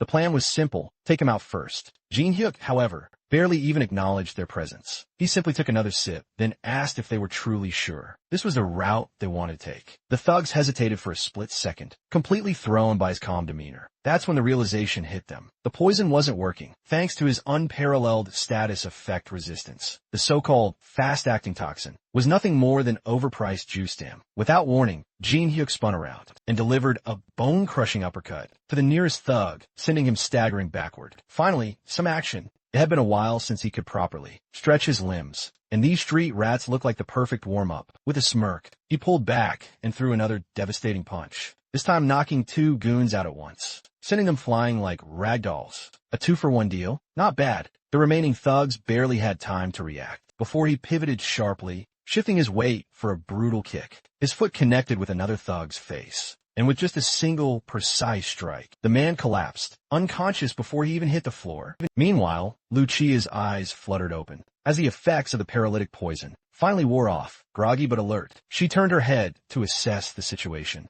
only to find a pile of bodies scattered across the bar floor. Confused, she glanced at Jin Hyuk. He simply shrugged, mentioning that he was just cleaning up some trash. The barman, now visibly sweating, decided it was time to bring out his trump card. With a desperate yell, he signaled for his strongest fighter to step in. A towering man with a buzz cut cracked his knuckles as he removed his jacket, muscles bulging through his shirt. This wasn't just some random thug. He was a true fighter, right? The moment he charged forward with startling speed, both Jin Hyuk and Lucio watched him with utter indifference. Jin Hyuk kept his gaze locked on the approaching brute, analyzing his movements. Meanwhile, Lucia, completely unfazed, casually reached for another shot of her poison cocktail and asked if he needed any help. Jin Hyuk simply waved her off. One more thug wasn't enough to make him break a sweat. Buzzcut, however, was less than amused. The duo was talking about him as if he were some kind of background character. Enraged, he swung his heaviest punch, aiming straight for Jin Hyuk's face, only for his fist to be stopped mid-air by a perfectly timed grab. No matter how much he strained, pushed, or twisted, he couldn't move Jin Hyuk an inch. A terrifying realization dawned on him. This wasn't just some random troublemaker. The sheer strength behind that grip meant only one thing. Jin Hyuk had to be a hunter. But that didn't make sense. If he was strong enough to be a hunter, why was he wasting his time in a dingy bar, fighting low-level criminals? While Buzzcut desperately tried to figure out a way out of this situation, Jin Hyuk casually tightened his grip ever so slightly until a sickening crack echoed through the bar. A scream of pure agony ripped from Buzzcut's throat as multiple bones in his hand shattered all at once. But Jin Hyuk wasn't done yet. To shut him up, he followed up with a devastating punch, straight to the man's mouth. Buzzcut flew backward like a rag doll, crashing into a line of bar stools, his momentum finally stopping as he slumped against the debris. With every last goon taken care of, only one piece of scum remained. The terrified barman. Jin Hyuk moved like a wild beast, closing the distance in a flash, before locking the man into a chokehold. The villain's windpipe nearly collapsed under the relentless pressure as he clawed at Jin Hyuk's arm. He choked and struggled, but mercy was clearly off the table. Hoisting the barman high off the ground, he completely cut off his oxygen supply. The brutal interrogation had officially begun. And, of course, what kind of interrogation would truly be effective without a few warm-up hits? Jin Hyuk absolutely didn't hold back. Fists rained down relentlessly, without hesitation, painting the bar walls crimson with the bartender's blood. By the time he was finally done, his own knuckles were dripping crimson red, and the man's face was swollen almost beyond recognition. Only once he was completely satisfied did he finally get to the real questions. It was painfully obvious this wasn't the bartender's first rodeo. Pulling a scheme like this, to run an operation like this completely under the radar, he absolutely had to have someone powerful backing him up. Yet, even with his face barely intact after all that, he stubbornly continued to deny any involvement with any larger power at play. There was absolutely no way a worthless thug like him could repeatedly spike drinks and abduct women without getting caught for so long. And those hired gangsters he brought in, they weren't just some ordinary street-level punks. Someone much more powerful had to be pulling the strings. Jin Hyuk narrowed his eyes dangerously, giving the barman one last chance to talk. The villain, still unbelievably stubborn, shook his head. Either he was ridiculously loyal, or whoever was truly behind this was far more terrifying than the beating he was taking now. There was only one way to find out for sure. Without a moment's warning, Jin Hyuk grabbed one of the barman's feet and started pulling. The villain thrashed violently, panic quickly setting in as he screamed and struggled. Jin Hyuk, completely unfazed, calmly explained his intentions, that he was simply helping him find a motivation to finally talk. The barman tried to act tough despite everything, forcing out a weak, defiant declaration. That violence wouldn't make him talk. Jin Hyuk naturally strongly disagreed, but before he could escalate things any further, Lucia stepped in with a look of pure exasperation. She told him to step aside and quit the barbaric, overcomplicated methods. Jin Hyuk almost interfered, but he let her take the lead. Lucia calmly raised her hand, manifesting a mysterious power, one that shimmered ominously in her palm. She brought it close to the barman's face, and in an instant, his expression shifted. The sheer terror drained away, replaced by a strange sense of ease, though he remained just as hideous. A few moments of silence passed, as the power seeped into his system. And then, out of nowhere, his face twisted into something deranged. His eyes darted wildly, as he suddenly blurted out a question. Were they sent by an organization called Ultron? His voice cracked with paranoia, insisting that, no matter how much trouble Ultron stirred up, it was already too late. Lucia tilted her head. That wasn't the reaction she expected. Sure, she meant to loosen his tongue, but she hadn't planned on making him a complete lunatic. Well, at least it worked. The barman kept rambling, his words spiraling further into madness. He sneered, declaring that Ultron was insignificant. His tyrant guild would wipe out every last one of their enemies. And just like that, the truth revealed itself.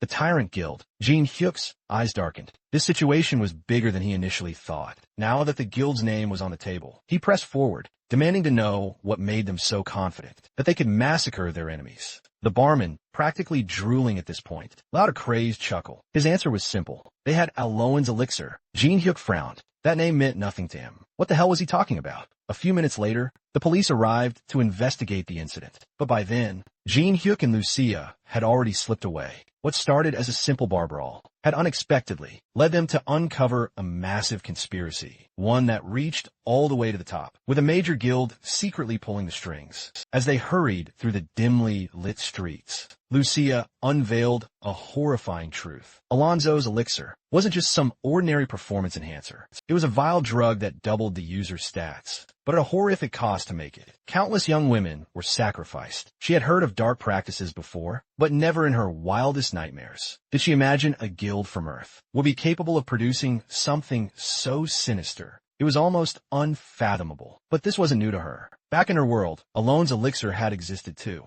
There, they called it the Queen's Tear, a name that carried a heavy, painful weight. One of her closest friends had been sacrificed for it when they were younger. Years later, after reaching platinum rank, Lucia had personally wiped out the organization responsible for the drug's production. No merci, no negociations. She had burned them to the ground. That explained why she had been so grim. Ever since they left the bar, the moment she heard the name Alone's elixir, she already knew what had to be done. Now the question was, what next? The barman had already spilled that the elixir was almost complete. If they wanted to stop it, they needed to take down the tyrant guild before production was finalized. Meanwhile, back at the bar, long after the police had left the scene, a man dressed in all black stood in the shadows, reporting the incident to his superiors. His mask and glasses covered most of his face, but his sharp, calculating tone left no doubt about his efficiency. Based on his investigation, this wasn't an internal dispute. What was strange was that the perpetrators had only killed the barman and left. This wasn't a tactic used by any rival guilds or their usual enemies. Something didn't add up. His orders were clear. Find out who had interrupted their operation. And soon, the masked man was confident. But whoever the masterminds were, they wouldn't stay hidden for long. But the Tyrant Guild wasn't the only one stirring the pot.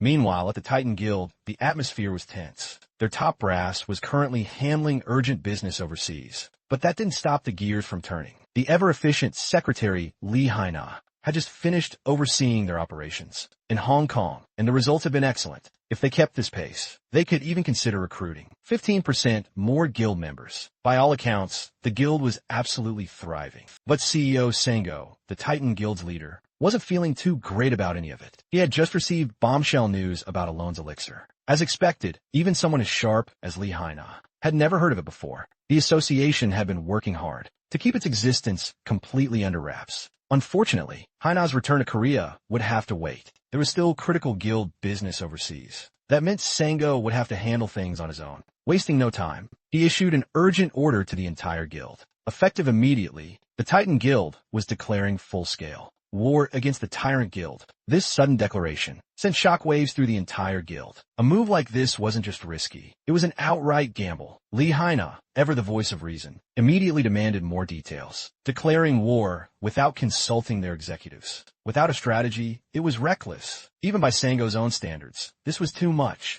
But he wasn't budging. He knew that failing to act now would only lead to greater chaos later. If the information he had received was correct, by the time the world found out about Alone's elixir, it would already be too late. Haina, still skeptical, pressed for more information. What exactly had he learned that made him take such a drastic step? Declaring war on a guild as powerful as Tyrant wasn't something they could just undo. And Sango didn't answer right away. He knew the risks. He knew this decision would rock the entire guild to its core. But he also knew they wouldn't face this fight alone. The Ultron Guild, and even the government itself, would rally to their side once the truth was finally exposed. Even so, waging war carried enormous risks. Hyena suggested they at least consult their executives first, to formulate a plan and act cautiously. But Sango had already made up his mind. His thoughts had never been clearer. He had no patience for drawn-out meetings and endless debates. One look at his expression told Hyena everything she needed to know. He wasn't going to change his mind. Sango was a cautious man by nature,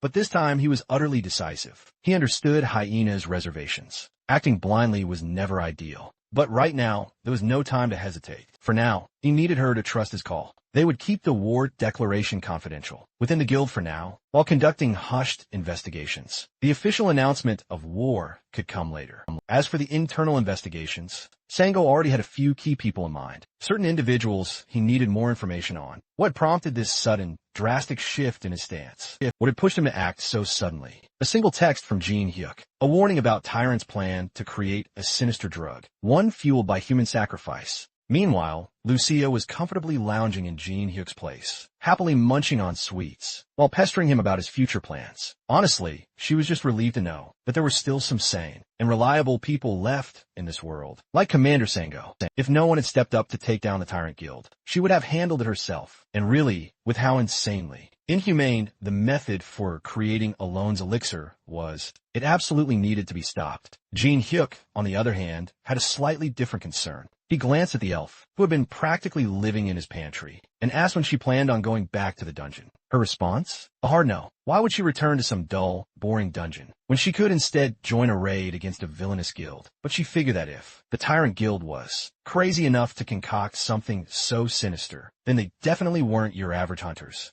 Even Jin Hyuk had to admit, this wasn't something he could take on alone. At least, not yet. That's when Lucia officially threw in her support. She was all in on wiping out those scumbags together. Jin Hyuk appreciated the gesture, even though she didn't have to help. Knock, knock, knock. Someone was at the door calling out his name. Jin Hyuk wasn't expecting anyone, so this was an unplanned surprise. A delivery, maybe? Or something else. Perhaps it was the masked man, the one investigating what went down at the bar. That man had a magical compass, one that could track people through blood, using the barman's blood. He had locked onto the traces left on Jin Hyuk from a bar fight. And this guy, he didn't need a car. He navigated the city effortlessly, leaping across rooftops like it was a casual stroll. His hunt led him straight to an apartment complex, where he finally came to a stop, staring at the humble home in front of him. The masked man felt something odd. For a split second, the house almost seemed hazy, but he shook off the thought. Probably just his imagination. More importantly, he recognized the address. This was the home of the hunter who took down the Leviathan a few days ago. That meant there could be a connection between the two incidents. Not that it mattered to him. His job was simple. Find a target.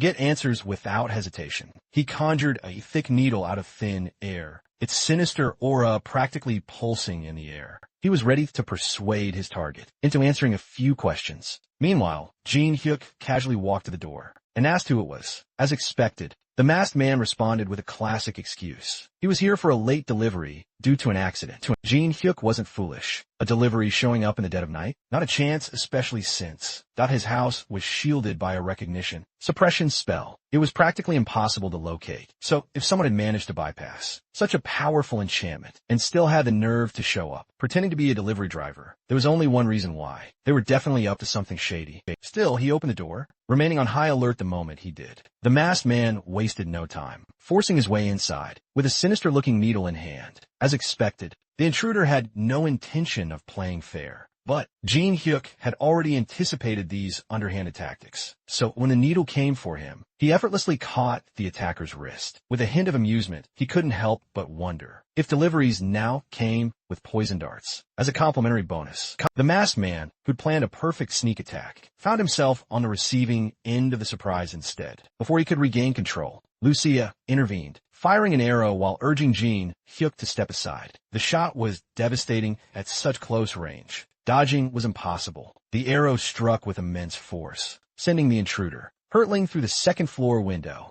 As he crashed outside, blood poured from the deep wound, the arrow burying itself further into his body. But Lucia wasn't taking any chances. Without hesitation, she prepared another shot, signaling to Jin Hyuk that she intended to finish the job. Jin Hyuk, however, dismissed the idea, insisting that he would handle it himself. He reasoned that the masked man had likely come for him due to the incident at the bar. Lucia, unconvinced, pointed out that this opponent was no ordinary assassin. After all, he had survived a direct hit from one of her arrows. Meanwhile, outside, the masked man grappled with the embedded arrow, desperate to pull it free. His hands trembled uncontrollably from the sheer blood loss. As he finally wrenched it out, a gasp escaped him. He couldn't shake off a profound sense of dread. The sheer power packed into that single attack that had utterly shattered his defenses, leaving him critical. He shuddered, a chilling realization hitting him, the woman inside. That was no ordinary opponent to be trifled with. Despite his debilitating injuries, his survival instinct screamed at him to make a break for it. While he still had the chance, by the time Jin Hyuk moved to give chase, the intruder was already making a clumsy but determined getaway across the rooftops. He was leaping across neighboring rooftops, clearly struggling despite his desperate speed. Lucia glanced at Jin Hyuk silently, asking if he intended to pursue, but he found the whole idea utterly pointless. The masked man would inevitably return for him. There was simply no need to rush the inevitable. For now, something else entirely seized his attention. The man's karma value was over 900. That kind of number only ever belonged to hardened, seasoned killers. Those who snuffed out lives as if they meant absolutely nothing. A true villain. Jin Hyuk couldn't deny it. This was definitely going to be interesting. The next day arrived, and Jin Hyuk and Lucia found themselves seated inside a guild vehicle, being escorted deep into the mountains. Their driver eventually pulled over, gesturing toward a remote investigation site up ahead. This wasn't just any random mission. Oh no. They'd been brought here under guild leader Sango's personal orders. But of course, that didn't change the undeniable fact that plenty of people within the Titan Guild weren't exactly thrilled about Jin Hyuk's presence here. As they stepped out, Jin Hyuk scanned the gathered troops. At the base of the site, his quick assessment told him that at least half of them were A-rank, hunters or higher, a team of pure elites. And leading them? None other than that guy, the same irritating bastard who'd once tried to pick a fight with him. Executive Han Yong-suk, looking all self-important, had apparently been put in charge of the entire operation. From the moment Jin Hyuk laid eyes on him, an undeniable wave of irritation bubbled up inside him. This mission was already shaping up to be a massive headache. The executive wasted no time at all, formally introducing himself to the duo. And much to Jin Hyuk's utter surprise, he even brought up their last brutal encounter. During the airstrike, what was even more unexpected was the complete shift in his attitude today. He appeared oddly amicable, almost friendly, almost polite. Jin Hyuk couldn't help but notice the drastic difference in his personality and found it deeply suspicious. Sure enough, Yong-suk cleared his throat awkwardly and followed up with an apology, claiming he had simply been overly enthusiastic in his efforts for the guild. The last time they met, he hoped they could put the past behind them, so it wouldn't affect today's critical mission. Jin Hyuk wasn't exactly convinced, but he let it slide for now. Moments later, the executive turned his attention to Lucia, clearly taken aback by her unexpected presence. He inquired about who she was, clearly expecting some kind of elaborate explanation. Jin Hyuk casually introduced her as a skilled colleague who certainly wouldn't be a hindrance. There was no mention of any extra personnel in the mission briefing, however, so Yong-suk seemed visibly rattled. He looked like he wanted to protest, but before he could, the recon team they had sent ahead returned with their urgent report. With a curt nod, Yong-suk excused himself to hear what his scouts had to say. Of course, Jin Hyuk wasn't fooled by the executive's little display. Apology or not, the guy was still looking down on him and Lucia, probably assuming they were just a couple of C-rank nobodies. It didn't matter how strong they actually were. This four-eyed bastard clearly had his own agenda. and his condescending attitude hadn't changed one bit. Lucia had already picked up on the executives' fake politeness. She quietly checked with Jin Hyuk, wondering if they were really going to let this guy take the lead. Jin Hyuk assured her that it wasn't worth worrying about. They'd be fine. Besides, there was something more interesting to deal with. Someone had been tailing them since earlier. It wasn't even subtle. Both Jin Hyuk and Lucia had noticed their not-so-covert pursuer a long time ago, but instead of confronting them, Jin Hyuk had decided to let it be. There was no rush, whoever it was. They might be useful later. Before the raid began, Jin Hyuk handed Lucia a bright magical crystal, a small but invaluable communication item.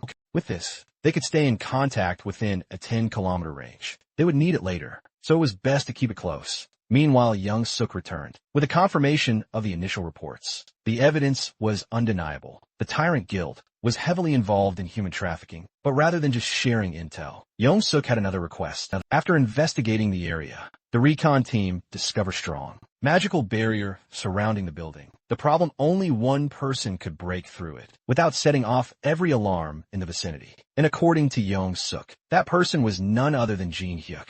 The young man immediately called him out. This wasn't a request, it was a suicide mission. Walking straight into enemy territory alone. That was as good as signing a death warrant. But Young Suk, ever the impartial team leader, kept a straight face. He even had the audacity to throw in some sarcasm, claiming that only the man who took down the Leviathan could possibly pull off such a stealth mission. And to make it sound even more reasonable, he pointed out that Jin Hyuk would probably have an easier time going in alone, rather than working with Titan Guild members he had never teamed up with before. Of course, that was just another way of saying, we're dumping all the risks on you. Good luck. It was obvious that they thought they were outsmarting him, neatly dumping the burden squarely on his shoulders. But what they utterly failed to realize was that this was precisely the kind of situation Jin Hyuk had been practically craving. And with that, he joined a specialized team of Titan Ghoul hunters and moved swiftly toward the part of the barrier where they could create an entry point. The plan was deceptively straightforward. The magic team would generate a small breach, just big enough for Jin Hyuk to slip through. The problem? These so-called experts could only hold the breach open for mere seconds, which meant he had to move at absolute full speed. They reached the eastern side of the facility and wasted no time. The magic team got to work, struggling to maintain even the slightest gap in the barrier.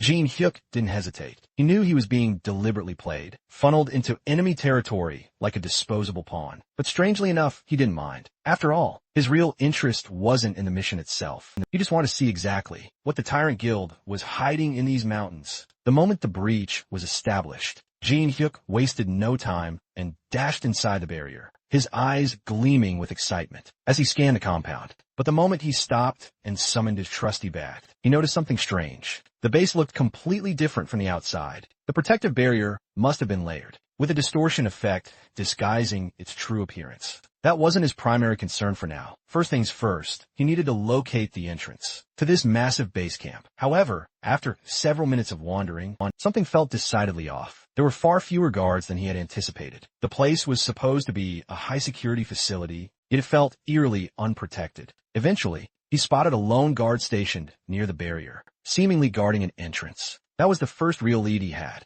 After all, if someone was standing guard, there had to be something worth protecting behind them. Wasting no time, Jin Hyuk launched into the air, bat raised high. He poured his monstrous strength into the swing. The plan was simple: knock the guy out, capture him, and get some much-needed answers. But just as his bat made contact, something utterly unexpected happened. Instead of a satisfying impact, the guard simply vanished, dissolving into thin air like smoke. An illusion. Jin Hyuk stood there for a moment, blinking at the empty space where the guard had been. Well, that was disappointing. So much for interrogating someone now. Now, it was entirely up to him to figure out how to get inside. Much to his surprise, the supposedly high-security facility had automatic doors like a freaking supermarket. The lack of proper defenses was almost laughable. No biometric scanners, no heavy-duty locks, not even a single CCTV camera in sight. It was as if the people running this place were so confident that the women they abducted had zero chance of escaping that they didn't bother with real security. Still, Jin Hyuk wasn't about to let his guard down. Just to be safe, he pulled out an insurance policy. From his inventory, he retrieved an EMP generator,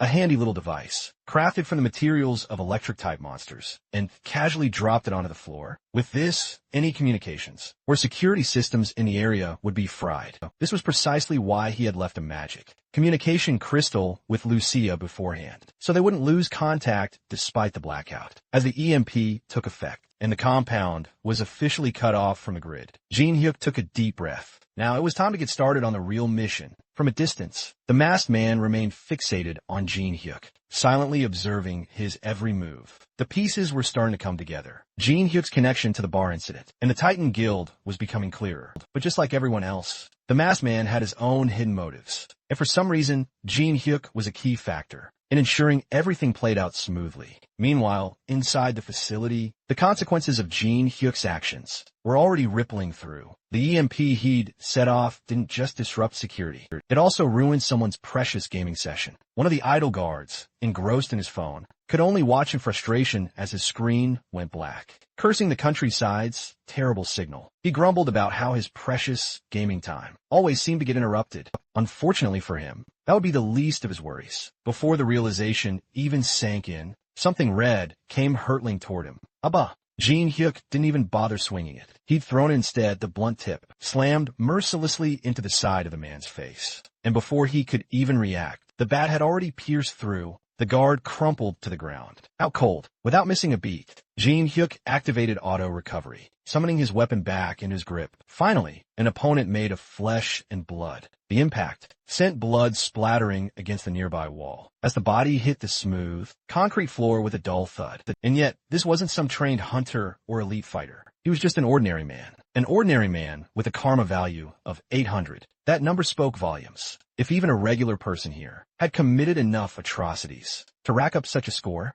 then this place wasn't just corrupt. It was overflowing with inhuman scum. That meant Jin-hyuk could go all out. No hosetashjin, no second thoughts. Every single person involved in this twisted operation deserved nothing less than absolute annihilation. Pushing forward, he entered the locked gate and found himself in a long, dimly lit hallway lined with prison doors. The atmosphere was suffocating, thick with the stench of neglect. This had to be where they kept the abducted women. A quick glance into the cells confirmed his suspicions. The conditions were beyond inhumane. Every prisoner was shackled, caged like a wild beast. Stripped of all dignity, they awaited their grim fate. They weren't just mere captives, though. No, they were raw resources for that accursed elixir. But before Jin-hyuk could even process his next move, a sudden voice violently interrupted his thoughts. Someone was calling out, demanding to know just who he was. Unlike the other cells, one actually held man. Jin-hyuk's eyes narrowed instantly as recognition set in. This prisoner wasn't just anyone at all. He was clad in the unmistakable uniform of the Tyrant Guild. Despite his own dire predicament, the captive wasted absolutely no time. Warning Jin-hyuk, he had to get out while he still could. Whatever was truly happening inside this facility, it had already driven everyone to the very brink of insanity. Staying any longer here would be a death sentence. Meanwhile, outside the chaotic scene, the so-called team leader was busy checking his watch, tracking the progress of Jin-hyuk's covert infiltration. It had been a while since the young man had entered, and things were still unnervingly quiet. Perhaps it was time for them to make their move. Young Suk didn't hesitate for a second. With a single, sharp order, his men were instantly set into motion, advancing toward the facility in a perfectly synchronized rush. Dressed in their dark black jackets, the Titans swarmed forward like a relentless mass of eager flies, ready to strike hard at the very first sign of trouble. But amidst all this frantic movement, one person remained completely still, Lucia. She stood there, utterly unfazed by the sudden rush of activity. Young Suk shot her a questioning glance, still utterly unable to figure out what her whole deal was.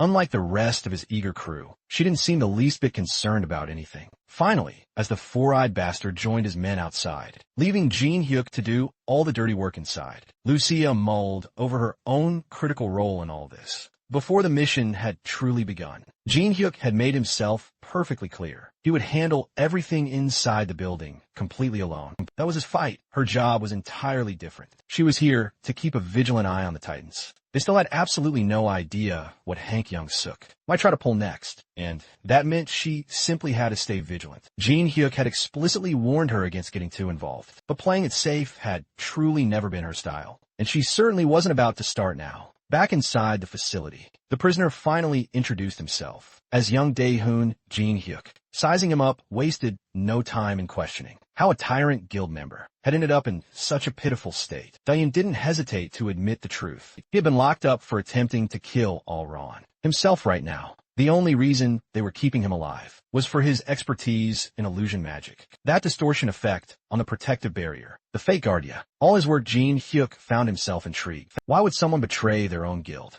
and sabotage its research? The answer was simple. Dae just couldn't stomach the cruelty anymore. Watching his colleagues throw women to monsters as bait had pushed him to his limit. Eventually, he snapped, tried to take Eren down once and for all, and got caught for once. Jin-hyuk was pleasantly surprised. A tyrant guild member with a conscience. That was a rare sight. Even the man's karma value was surprisingly low. Just 62 without hesitation. Jin-hyuk extended an offer. If Dae you want to tear down this wretched facility, they might as well work together. Meanwhile, in the control room, the grunt assigned to monitor security was having a peaceful little nap in his chair. It wasn't the first time, and it probably wouldn't be the last. He always got sleepy at this hour, and really it wasn't a big deal. Nothing ever happened here. At least that's what he thought. The moment he woke up, something was off. Instead of the usual live feeds of the entire facility, the screens in front of him were pitch black. He blinked, looked around in confusion, and tried to make sense of the situation. No luck. Panic set in as he scrambled to reboot the system, only to realize the real problem. The power source had been fried. Thanks to Jin-hyuk's EMP,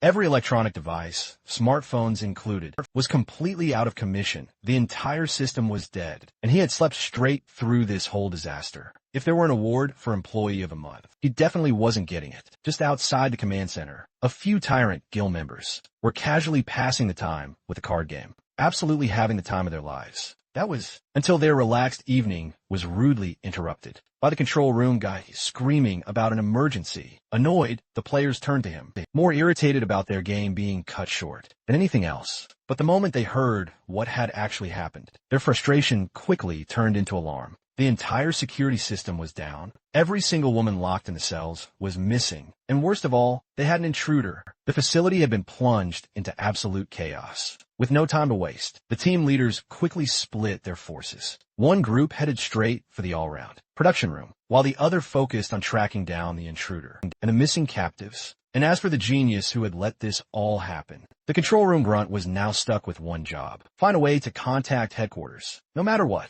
every single prison cell had been unlocked, freeing the abducted women. With their lives hanging by a thread, they wasted no time rushing toward the nearest exit. Leading the way was Dae-hyun, who knew the facility's layout like the back of his hand. He navigated the group through the most optimal path, getting them dangerously close to freedom, only for trouble to arrive right on cue. The tyrant boys had caught on to their escape. As soon as they spotted the fleeing women, they flooded into the area like a pack of rabid dogs. The first one to step in immediately recognized Dae-hyun, who was still directing the captives to safety. Without hesitation, he held his ground, ensuring the women could get through, while he stayed behind to buy them more time. One of the tyrant boys got ahead of himself. He plunged in alone, boldly claiming he'd finished Dae-hyun for good. But the moment his punch connected, reality twisted, a cruel reminder of Dae-hyun's true power. Illusions. The attacker, seething with rage, furious he'd fallen for such a simple trick. Meanwhile, while Team 2 struggled to chase down Dae-hyun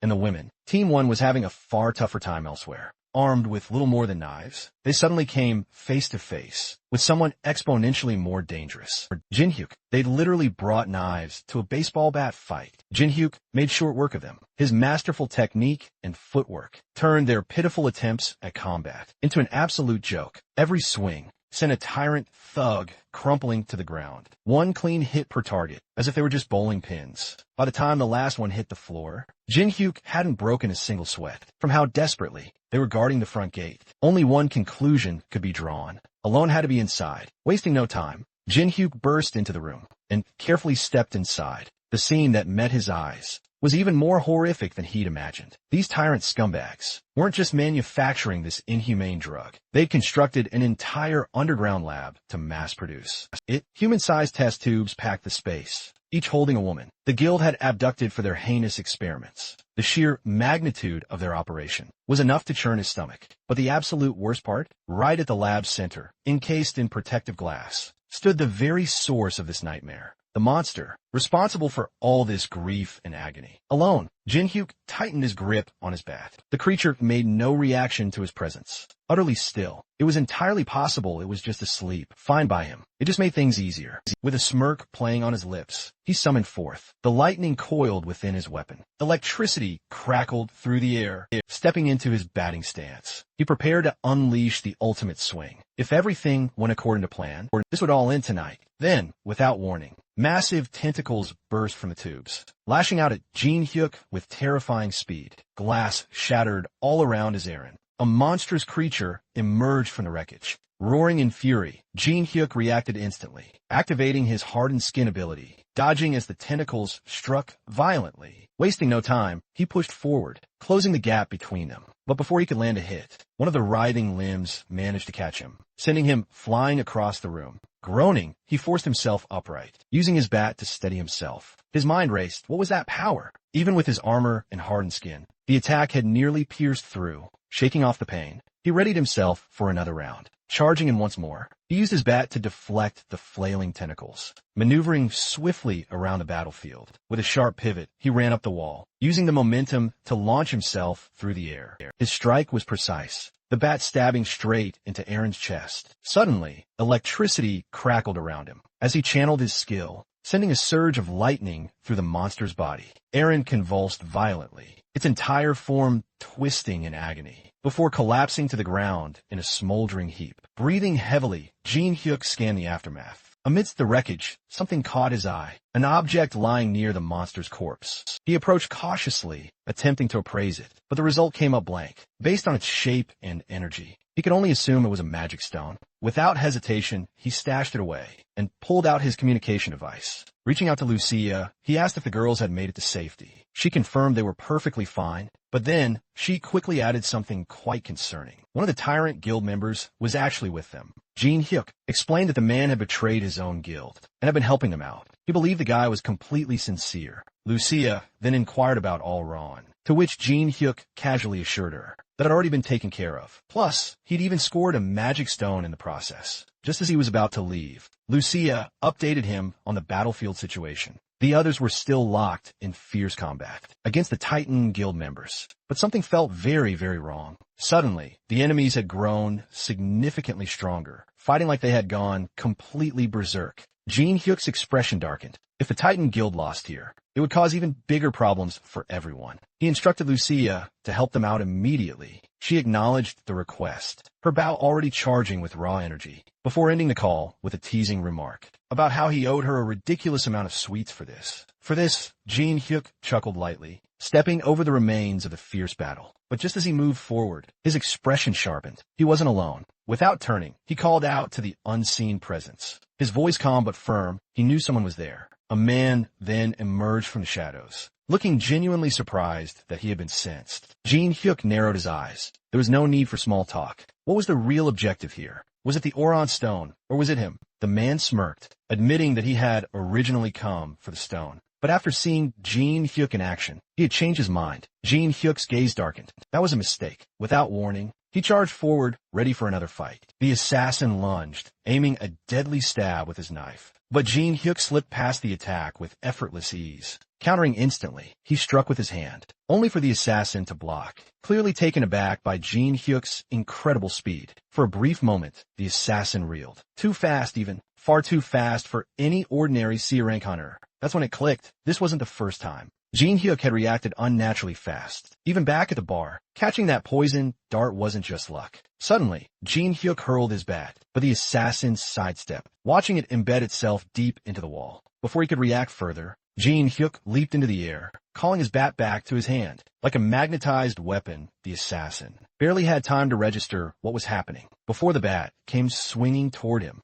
Dodging at the last second, the assassin managed to land a counterattack, striking Jin-hyuk's back, but the hit was completely nullified by his armor. Frustrated, the assassin adjusted his strategy, aiming directly for Jin-hyuk's neck. But Jin-hyuk deflected him with a forceful shove. Without wasting a second, Jin-hyuk charged his bat with raw electricity, forming a concentrated lightning ball, before hurling it straight at the assassin. The man barely managed to conjure a defensive shield, struggling to withstand the sheer force of the attack. Smoke filled the air, as the battlefield crackled with energy. Through the lingering smoke, Jin Hyuk surged forward, his grip tightening around the bat. With deadly precision, he struck the assassin, the weapon crackling with lightning. As the force of the impact coursed through his enemy's body, one final blow into the fight, the assassin collapsed, lifeless outside. Chaos reigned, but the Titan Guild members worked swiftly, burning the bodies of the fallen tyrant guild hunters to erase all traces of the battle. Amidst it all, young Suk, now tending to his wounds, reflected on how close they had come to death. If that elf hadn't stepped in, they would have been wiped out. Her arrows, sharp, swift, and relentless,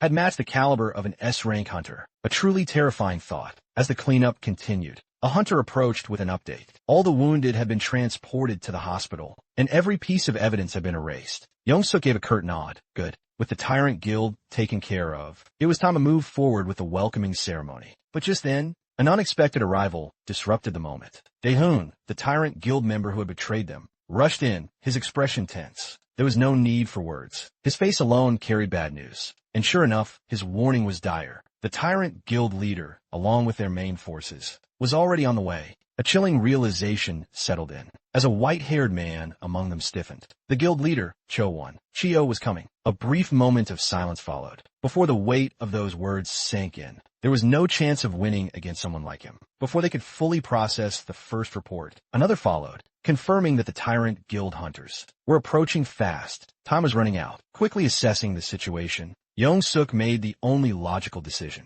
Abort the operation. A retreat was their best option now. Turning to Daeyoon, he asked if the man would be coming with them. But hesitation flickered in Daeyoon's eyes before he shook his head. Leaving now would make his defection far too obvious. He would stay behind and submit a false report instead. Young-suk studied him for a moment before offering a nod of understanding. That was fine, but one thing was certain. An all-out war between the guilds had to be avoided. For now, before departing, he issued one final order. Pin everything on Hunter Kong, Jin Hyuk. The informant remained silent, weighing the implications of that command. Meanwhile, the Titan Guild made their retreat. As they ran, one of the hunters voiced his skepticism, questioning whether Young-suk's trust in Daeyoon was warranted. But Young-suk barely spared him a glance. It didn't matter. They just needed time, because sooner or later, a full-scale war was absolutely inevitable. Daehoon stood his ground, calm yet intensely alert. Just moments later, Lucia made her approach. Her gaze was sharp, piercing, as she immediately questioned if he was the one Jin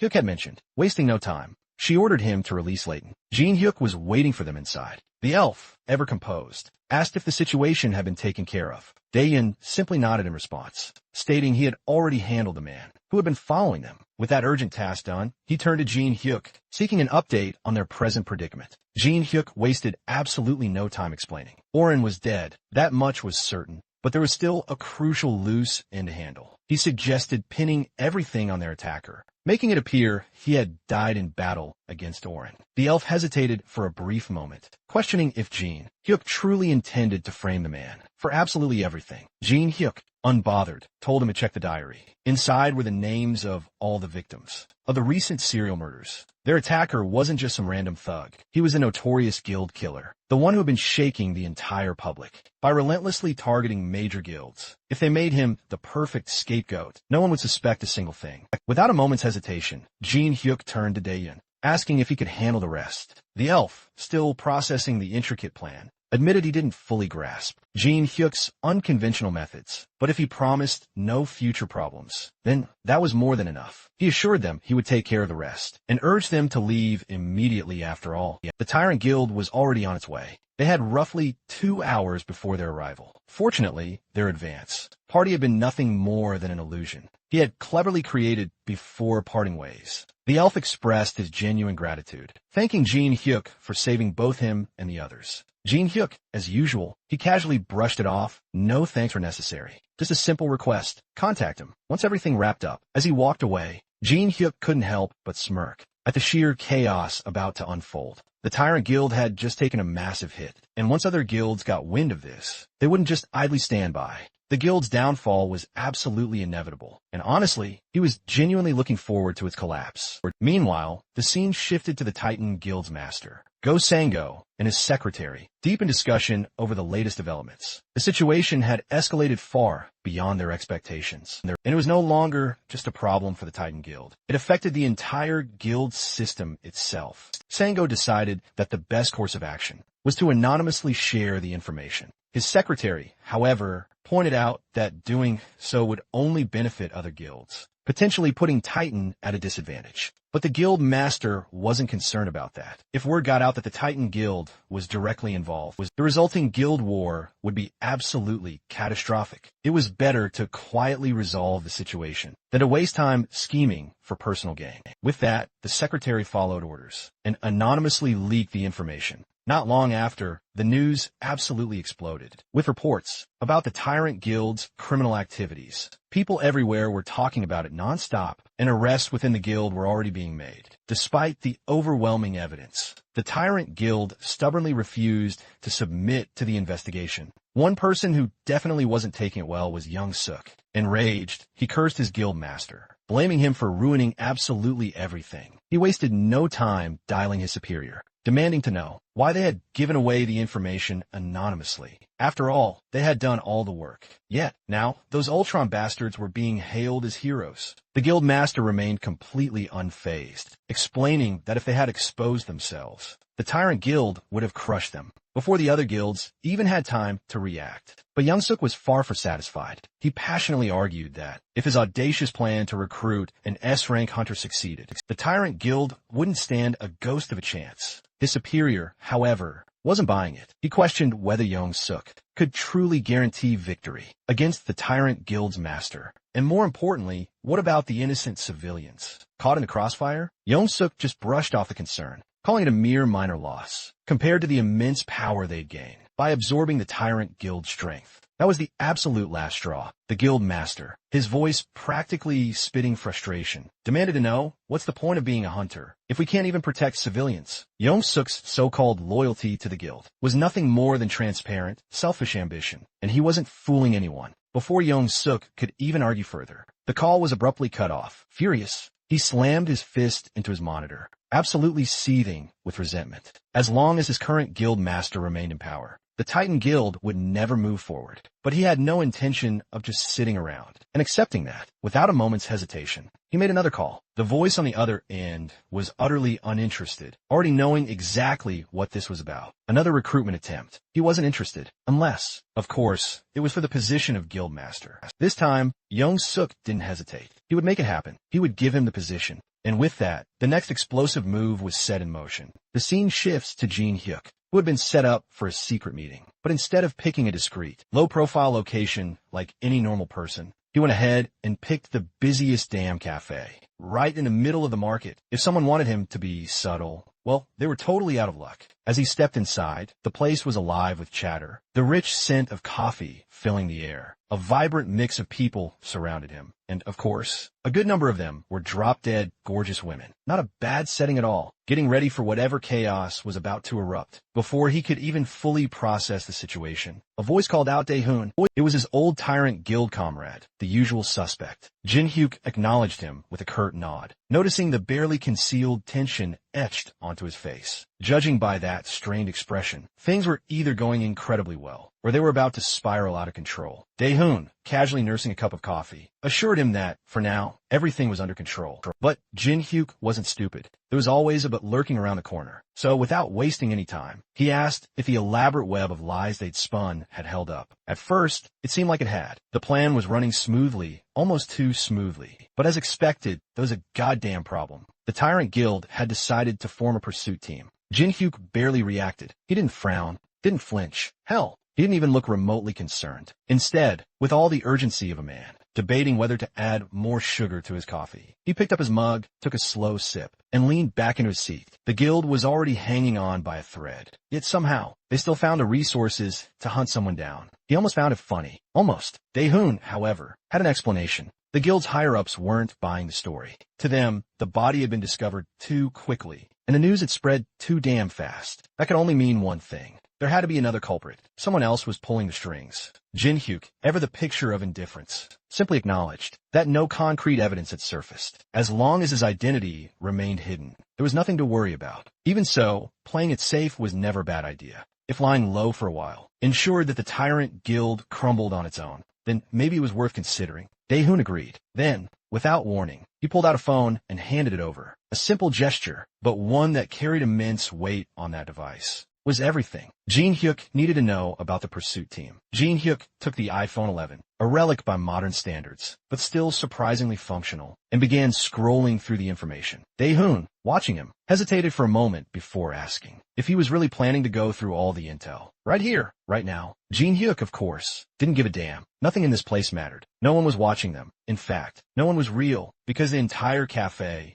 the chattering crowd, the ridiculously beautiful women, none of it existed. It was all an illusion. Dae-hoon's reaction was immediate. He was surprised that Jin-hyuk had seen through it from the very start, and as realization dawned, Jin-hyuk simply smirked as if the whole thing was nothing more than a mildly amusing joke, because at the end of the day, the only thing that actually mattered was who the hell thought they could chase him down. Jin-hyuk settled into his seat, making himself comfortable, as Dae-hoon laid out the details. The pursuit team consisted of 2 people, an archer and a mage, both masters of disguise and concealment magic. These bastards could very well approach him in the form of someone he knew. Jin-hyuk barely reacted. His face screamed boredom. That was it. That was all they had on him. Dae-hoon, noticing the lack of interest, reached into his pocket. For a moment, it looked like he was about to pull out a coin. But no, just kidding. What he actually pulled out was something far more annoying. A monster counter. Jin-hyuk's eyes narrowed slightly. He recognized the device. The very same type Titan Guild had given him. The one he had used when taking down Leviathan. But this one was smaller, sleeker, different. He picked it up, examining the new design,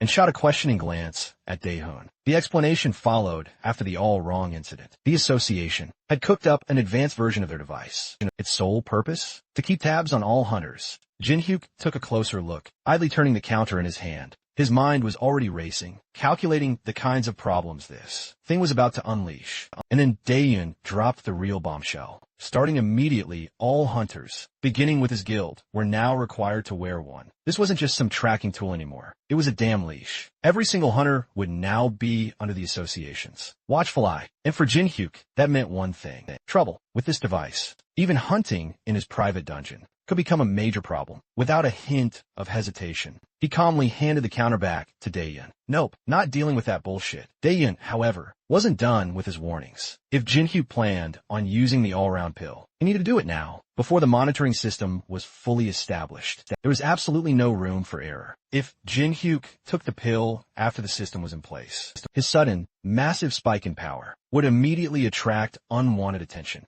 And if that happened, even a damn tyrant guild would start suspecting him. Dae-hoon was practically begging him at this point. Make a decision, and make it fast. Later, as Jin-hyuk wandered through the streets, his mind was buzzing with thoughts of the omnipresent surveillance system. It was crystal clear now. He needed to get stronger, fast. And there was only one solution. The dungeon. Right now, as Jin-hyuk stepped into the dungeon, he was immediately met with the furious glare of the old dwarf. The moment their eyes met, the dwarf let out an exasperated curse and absolutely exploded in anger, ranting about how he'd sent Jin-hyuk to fetch some, or only for the damn brat to vanish without a trace, then casually stroll back in after an entire week. Jin-hyuk hurried to apologize, but that only seemed to make things worse. The old craftsman had written him off as dead, lost in some forgotten corner of the dungeon. Yet now he stood right here, acting as if nothing happened, trying to defuse the brewing tension. Jin-hyuk quickly urged him to calm down, claiming he had something crucial to show him.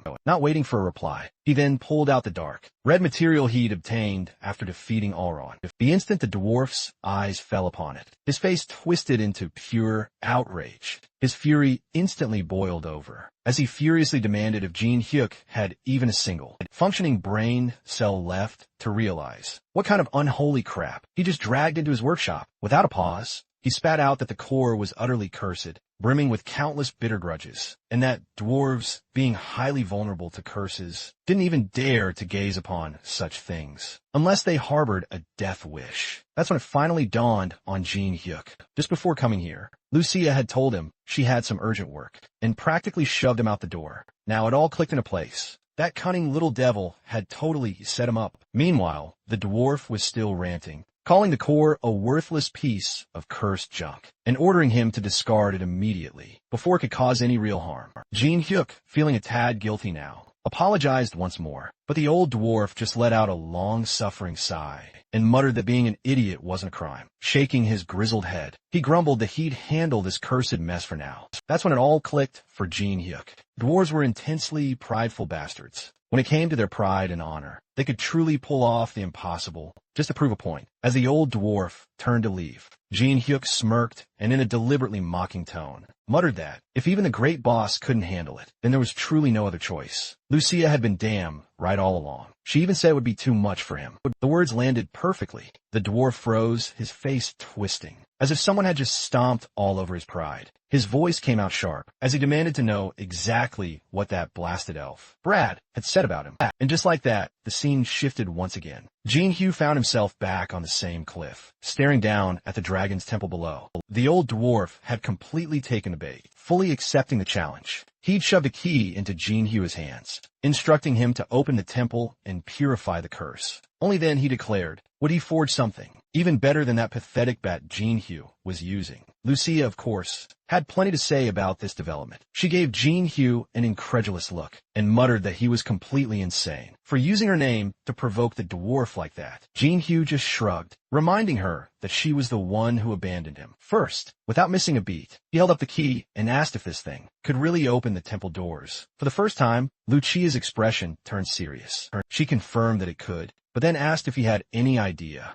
what kind of place he was about to step into. Jin Hyuk, still unfazed, tilted his head and asked what she meant. Wasn't it just some temple? Lucia let out a sigh, clearly frustrated by his utter lack of concern. It wasn't just a peaceful old ruin. It was far more dangerous than any dungeon he had faced so far. And if he went in now without preparation, he'd be dead before he could even satisfy her with his damn chocolates. She made it clear she couldn't afford to let his stupid ass get killed. With that, she turned on her heel and ordered him to move. We're going home right now. Jin Hyuk groaned, protesting that after coming all this way, they were going to turn back. But Lucia wasn't budging. This dungeon was too dangerous, and they had no choice. They would return later, properly prepared. Still annoyed, Jin Hyuk grumbled if they were really going to go through all this again. Lucia, already in a leaping stance, just smirked and told him to hurry up. If he was late, she'd eat everything in his place. Left with no other option, Jin Hyuk let out a sigh and reluctantly followed after her. Back at Jin Hyuk's home, he lay sprawled on the floor, completely drained, staring up at the ceiling. He couldn't help but wonder about just how absurdly fast Lucia truly was. His thoughts drifted back to the so-called preparations. She had mentioned earlier potion scrolls. That was all he could think of. Maybe he should just ask her directly? But then a sudden realization hit him. Where the hell was Lucia? His eyes widened, and in an instant, he bolted toward the kitchen.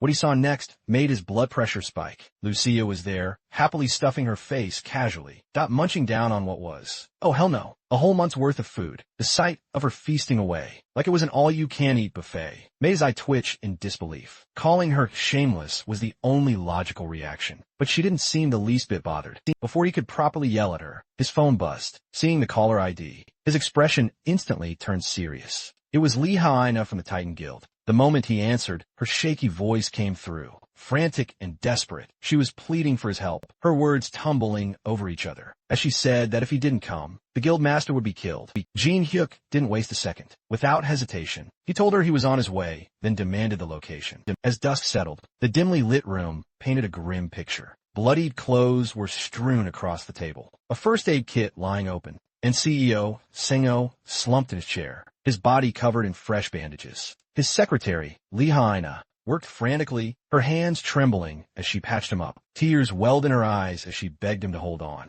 sobbing that Jin Hyuk was on his way. But the pain was utterly unbearable. Sengo coughed violently, with a fresh trickle of blood escaping his lips, making Hyena's chest seize with helplessness. Witnessing her boss in such a horrific state was utterly more than she could bear. Sengo, despite his agony, managed a faint smile and insisted he'd be fine, telling her not to cry. Yet she wasn't stupid. She knew he was lying through his teeth. His condition was far worse than he let on. Just then, the doorbell suddenly rang. Hyena flinched, her heart skipping a beat. But once she checked the security camera, A wave of relief washed over her. It was Jin Hyuk, and the moment he stepped inside, Jin Hyuk wasted no time, immediately opening his inventory, retrieving a potent potion bottle, and without hesitation, moved towards Sango. The injured man managed a weak chuckle, barely able to thank him for his kindness. But Jin Hyuk simply warned him to brace himself. This potion's going to sting like hell. Without another moment's delay,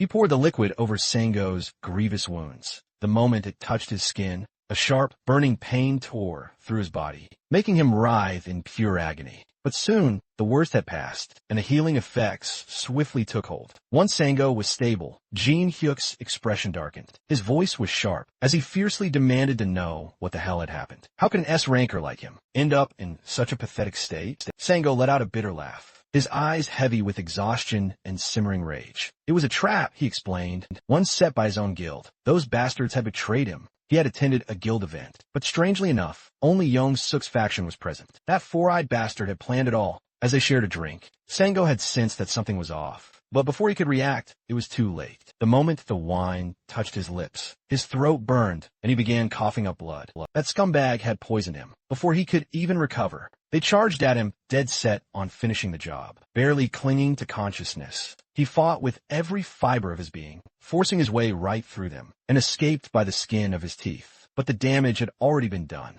Now he was left in this state, broken and bleeding. Jin Hyuk found this incredibly strange. Even if Sango had been poisoned, ordinary guild members alone shouldn't have been a match for him. But before he could even ask further, Sango suddenly broke into a violent, racking cough. Lee Haina panicked, noticing the wounds that had previously been sealed by the potion were now reopening. Jin Hyuk immediately realized the poison must be far stronger than he'd initially thought. Without wasting a second, he turned to Lee Haina and urgently asked if she knew exactly what kind of poison had been used on Sango, and if an antidote even existed. She shook her head, saying she had no idea, but hesitantly asked if they could try, using the antidotes that hunters typically carried. Jin Hyuk didn't even hesitate, before instantly dismissing the idea. He knew it wouldn't work against something this potent. They needed proper treatment, and fast. Without another word, he said they had to head to the hospital immediately. But Sango, still struggling to breathe, weakly refused. The hospital wasn't a safe option. They might come after him again there. Jin Hyuk understood his concerns. If those bastards found out where they were, innocent civilians could get dragged into this mess too. He had no choice but to take a different route. Without wasting any more precious time, he turned to Lee Haina and told her to get ready. They had to leave, and quickly. He had a plan. His home might have a way to treat the poison. As they got into the car and started moving, a red car almost crashed right into them. Out of nowhere, it was Lee Haina behind the wheel, her eyes widening in surprise. As she rolled down the window to ask if they were okay, Jin Hyuk quickly assured her that he would take care of the guildmaster. He barked at her to hurry, not wasting a single second. She stomped on the accelerator, sending the car roaring through the streets. She expertly weaved left and right, drifting through narrow alleys like a seasoned pro. Her driving skills were seriously insane. As they screeched to a halt at a traffic signal, Jin Hyuk turned to Sango, telling him not to worry. Just hang on, stay conscious a little longer. They were almost there, so close. But before he could utter another word, Lee Haina spoke up, her voice tight with tension. They had a problem. Someone was tailing them. Jin Hyuk's eyes narrowed dangerously as he quickly glanced in the rearview mirror. It was the same sinister red car from earlier. The moment the traffic light flashed green, Lee Haina urgently asked what they should do. Jin Hyuk didn't hesitate for a second. They couldn't head to his place with a tail. He had no choice. He told her to follow his directions. A short while later, they finally pulled up to a desolate construction site. Jin Hyuk quickly told Lee Haina that he would personally block their pursuer, and quickly handed her his location, then quickly informed the elf to open the door for them. As he stepped out of the car, a man in a dark black hoodie approached, his voice dripping with taunting mockery. Instead of CO Sango himself, a low-ranked guy was stepping up to block him. Jin Hyuk scanned him, his mind racing. Only one person seemed to be tailing them. Just then, his phone suddenly rang. It was Lee Haina. She hadn't left yet. Annoyed, he picked up, Jin Hyuk asking why she was still there. But before he could utter another word, her panicked voice frantically cut through the line. She told him to run, no matter what. The bastard standing right in front of him was none other than the S-Class hunter, Kong Yun-Ti. Jin Hyuk's heart nearly stopped cold. An S-Class. Before he could even fully process it, the bastard suddenly lunged at him, wasting no time trying to end things quickly. But Jin Hyuk's presence detection skill kicked in at the absolute last second, and his bat moved almost on its own, blocking the attack just in the nick of time. The sheer force of the strike sent his bat flying a considerable distance away. This made Jin Hyuk realize just how incredibly strong his opponent truly was. Without wasting another second, he quickly put some crucial distance between them and urgently told Lee Haina to leave immediately. He couldn't hold this guy off for long, but promised he'd catch up later. She hesitated for a moment, not wanting to abandon him, but ultimately told him he'd better follow them. As Juntae watched the car speed off, he let out a mocking laugh, asking where they thought they were going. Without hesitation, he summoned his spear and prepared to strike. Lee Ina, Vaschinuchimi, stomped on the accelerator. But before the car could even move forward, Juntae had already launched himself into the air. He was certain he had them, until something else suddenly caught his attention.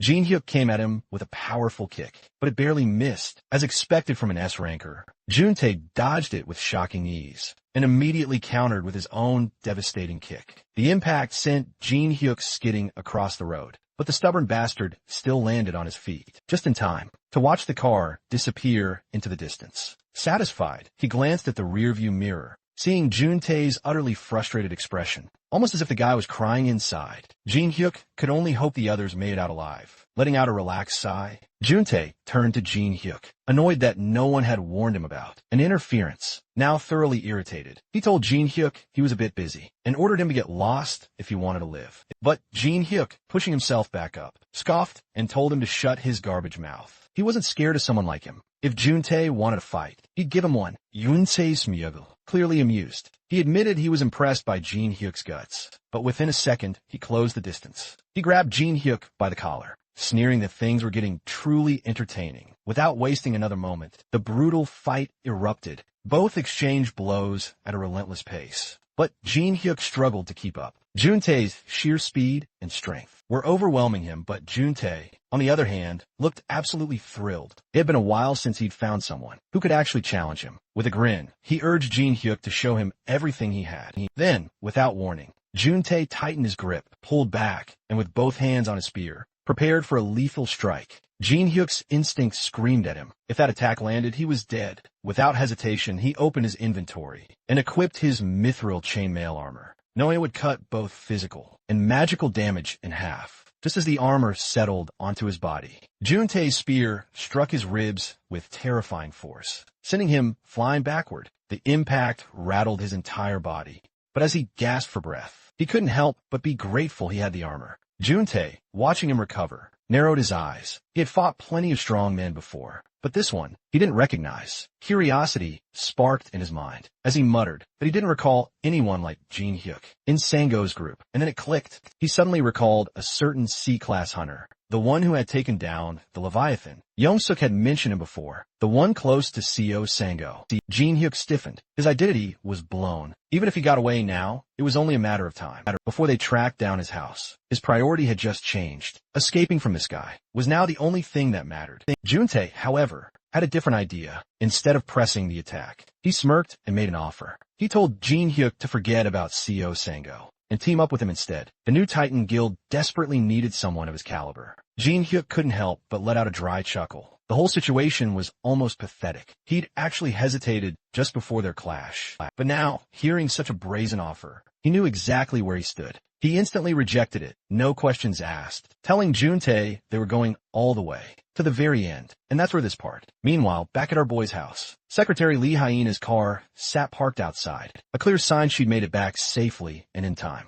Inside, Lucia was laser-focused on healing Guild Master Sango, her magic weaving its way through him, as a soft, ethereal glow surrounded his body. So it seemed her spell had worked, at least to some extent. Lee Hyena, watching anxiously, asked if he was okay now, but Lucia's expression remained grim. Without sugarcoating the truth, she admitted this was as far as her power could reach. She then requested they step outside to talk, into the living room, away from the unconscious guildmaster. Once they settled, Lucia explained that, while she had taken successful initial measures, the job wasn't completely done. The poison was simply too potent. Right now, Guildmaster Sango wasn't feeling any pain, but that was only thanks to her temporary magic, and it wouldn't last forever. Her words sent the secretary spiraling into a panic, and she immediately asked if there was any other way, anything that could fully cure him. Lucia took a long moment to think. There might be one last possibility. If that short-tempered dwarf could handle it, then maybe it could work. But for that, she needed access to the dungeon, and the key to that, none other than Jin Hyuk himself. Turning back to Secretary Lee, she told her there might just be a way, but it all depended on Jin Hyuk.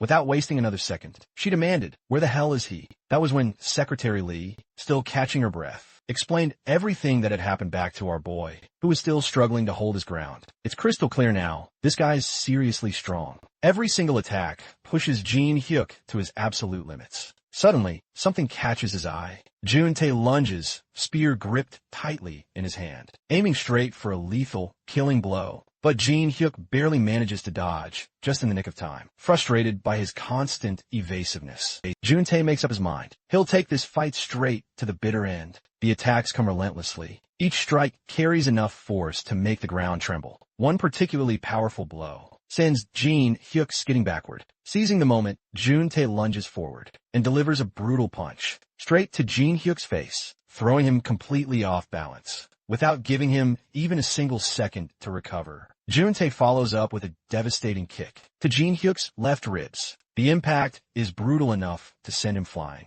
crashing hard onto the ground. Juntae, now confident in his victory, scoffs as he looks down at his fallen opponent. With a smirk, he taunts Jin Hyuk, asking if that's truly all he's got, and where all that earlier energy has gone. Jin Hyuk, his body trembling, struggles to get back on his feet. He knows he's at his absolute limit. He needs a potion right now, but with this bastard's non-stop attacks, there's no time to even reach for it. That leaves him with only one option. Gritting his teeth, he tightens his grip on his back, preparing for a desperate counterattack. Yunzi, clearly amused, mocks him, saying he should keep fighting. Giving up would just be far too boring. But Jin Hyuk doesn't waste another second. Without hesitation, he lunges forward and swings his bat with everything he has. This time, faster and stronger, but it hits nothing but air. Yunzi dodges effortlessly, and before Jin Hyuk can even react, a brutal knee strike connects straight with his face, sending him crashing into a nearby container. Blood drips from his mouth, determined to end this fight. Juntae wasted no time. With a smirk, he hurled his spear directly at Jin Hyuk. Jin Hyuk knew he had to move, or else he'd be dead. He couldn't let that happen. He still had unfinished business to tend to, and Lucia would kill him herself if he died before their smashing session. At the absolute last second, he managed to shift just enough to dodge a fatal hit. Yunzi, surprisingly impressed, chuckled, telling Jin Hyuk to reconsider his offer, to become his underling. But even in pain, Jin Hyuk scoffed, calling it utter nonsense. Annoyed, Juntae clenched his fist, preparing to strike and finally end this fight, once and for all. But before he could land the finishing blow, an arrow shot directly at him, making both him and Jin Hyuk freeze in shock. Jin Hyuk's eyes immediately recognized the arrow, and despite the pain, a slight smile crept onto his face. A little while earlier, Lucia had been tracking Jin Hyuk's location, using Apple Maps, but considering it was her first time using it, things weren't exactly going smoothly. She frowned at the screen, frustrated by how confusing it all was. She should have just used Google Maps instead. The map instructed her to turn left. In 200 meters, and without wasting a second, she took a massive leap forward, muttering to herself that Jin Hyuk better not die. After all, if he did, she wouldn't get to taste him or his delicacies. Of course, back on the battlefield, the arrow shot by Lucia detonated with an earth-shaking explosion, sending a powerful shockwave rippling through the air. Juntae's heart nearly jumped out his chest as he watched the sheer destruction unfold before him. His hands trembled slightly. Had he just witnessed that correctly? The sheer power packed into that arrow made him question everything, and for a moment, he almost pissed himself. What kind of monster was she? Just as he was trying to regain his composure, Lucia arrived, dust swirling around her feet. Thank goodness she made it in time. Otherwise, her precious chocolates would have been utterly gone, and that, my friends, would have been a total disaster. But something about her just didn't sit right with Juntae. She didn't look overwhelmingly strong at all. Yet, she had fired that devastating shot with ease, like it was nothing. Suspicion immediately crept into his mind, and he decided to test things out for himself. He made his way toward Jin Hyuk,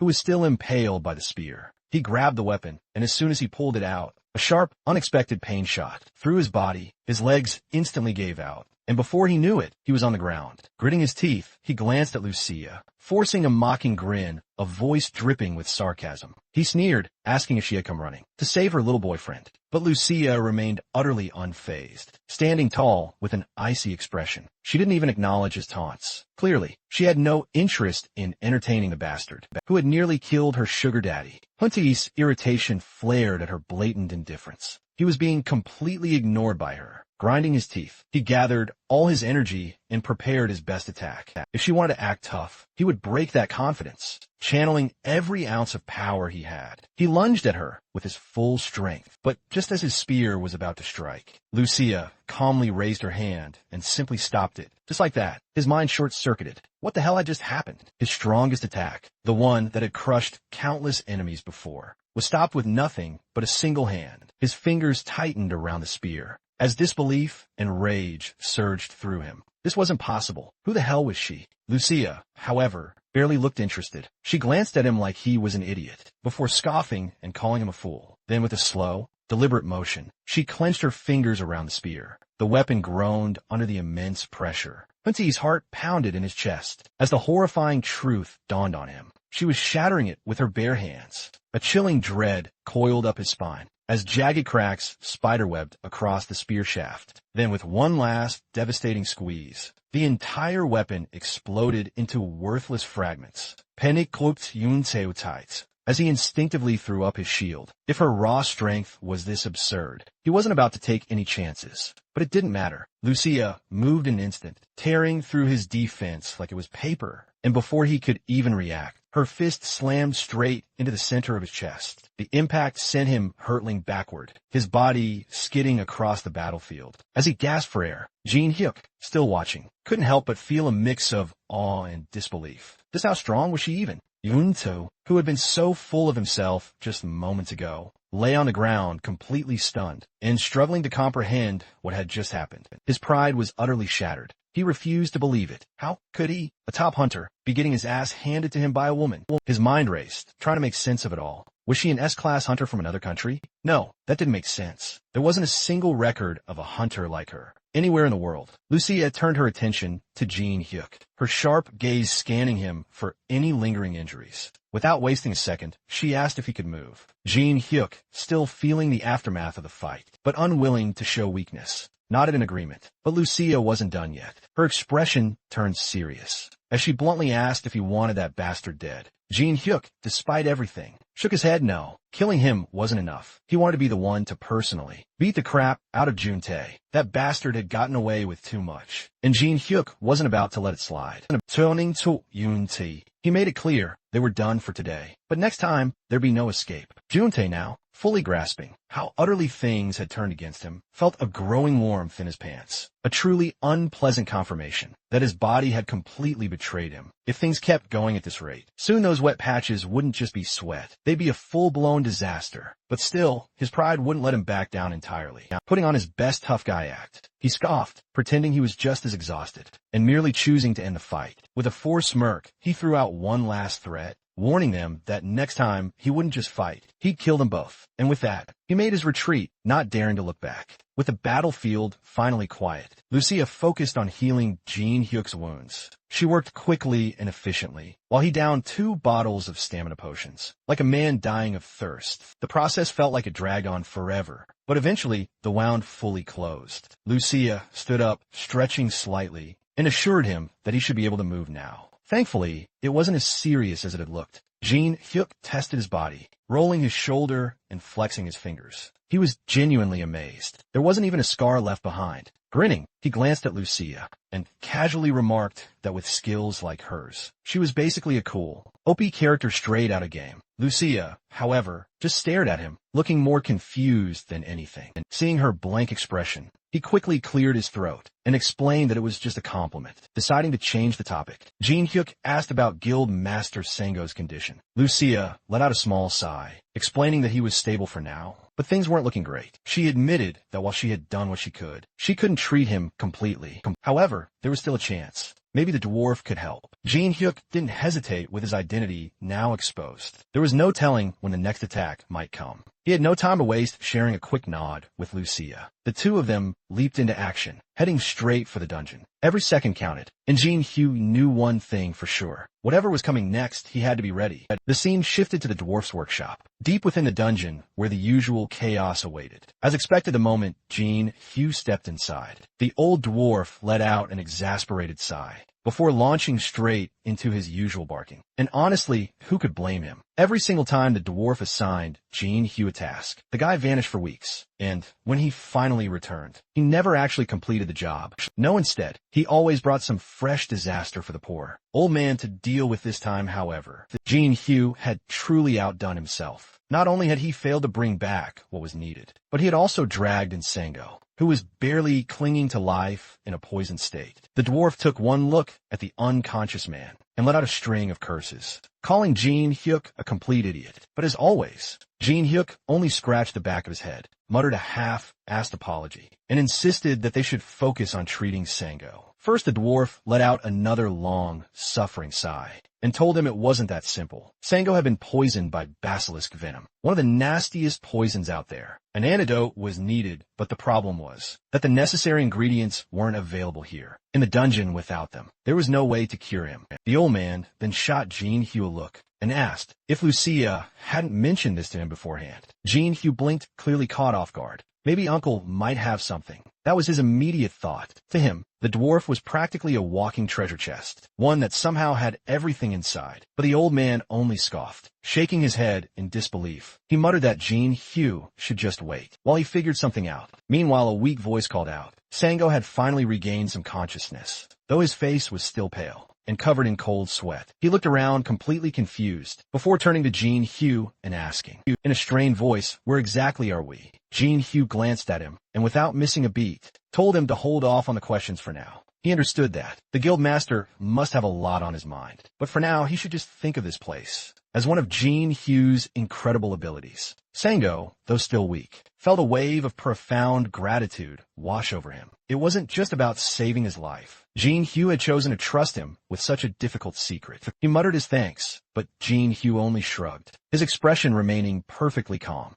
If anything, it was the guild master who had trusted him first. Sometime later, the dwarf finally returned, holding a small potion in his hands. He handed it to Sango, before turning to Jean Hugh with a grim look. The medicine would buy them some time, but only for half a day. If they failed to find the antidote before then, Sango would die. Jean Hugh's expression darkened. Half a day wasn't much time at all. Letting out a dull sigh, he asked if there was any other way, anything that could keep Sango alive longer. But the old man shook his head. If there was another solution, he didn't know about it. Jean Hugh clenched his fists, his mind racing. There was the Hunter Specialty Hospital. They might have the antidote, but as Sango had said before, the moment they made a move, their enemies would come after them. Like bloodthirsty hounds, a direct approach was far too risky. Then suddenly, an idea sparked in his mind. His eyes sharpened as the pieces of a daring plan started falling into place. Maybe, just maybe, there was a way to get the antidote without leading their enemies right to them. Back at his home, Jean Hyuk and Lee Hyena gently laid Sango down on the bed,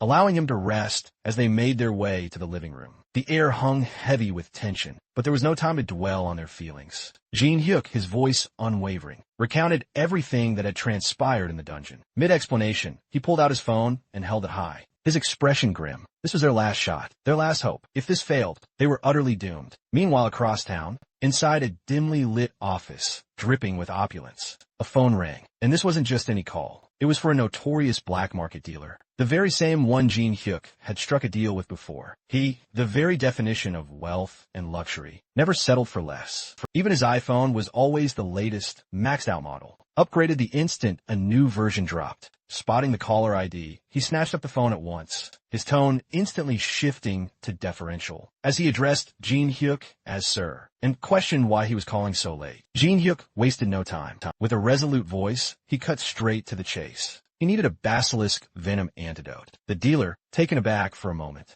admitted he didn't have one readily available, but knew a doctor who could procure it. His curiosity piqued. He inquired why Jean Hyuk required such a rare item. But Jean Hyuk wasn't in the mood for pleasantries. brushing off the inquiry. He simply stated he'd encountered some trouble. What was paramount was ensuring this entire transaction remained confidential. The dealer, who recognized Jin Hyuk as a top-tier client, needed no further convincing, assuring him that everything would be taken care of. Discreetly, he requested his address to dispatch the doctor, ending the call with a knowing smirk. Jin Hyuk turned back to Lee Hyena and casually informed her the doctor will be arriving shortly. At first, she simply stared, utterly stunned. Could it seriously be this simple? The crushing weight that had pressed upon her chest for hours. She suddenly felt a wave of lightness, but she was still too overwhelmed to fully grasp it. When Jin Hyuk finally reassured her that everything was under control, relief washed over her like a tidal wave. She couldn't hold back her tears any longer. Her body trembled as she let out a shaky, relieved breath, whispering thank yous over and over again. After all the crushing stress, the paralyzing fear, and the gnawing helplessness, this was the first time she could finally truly breathe.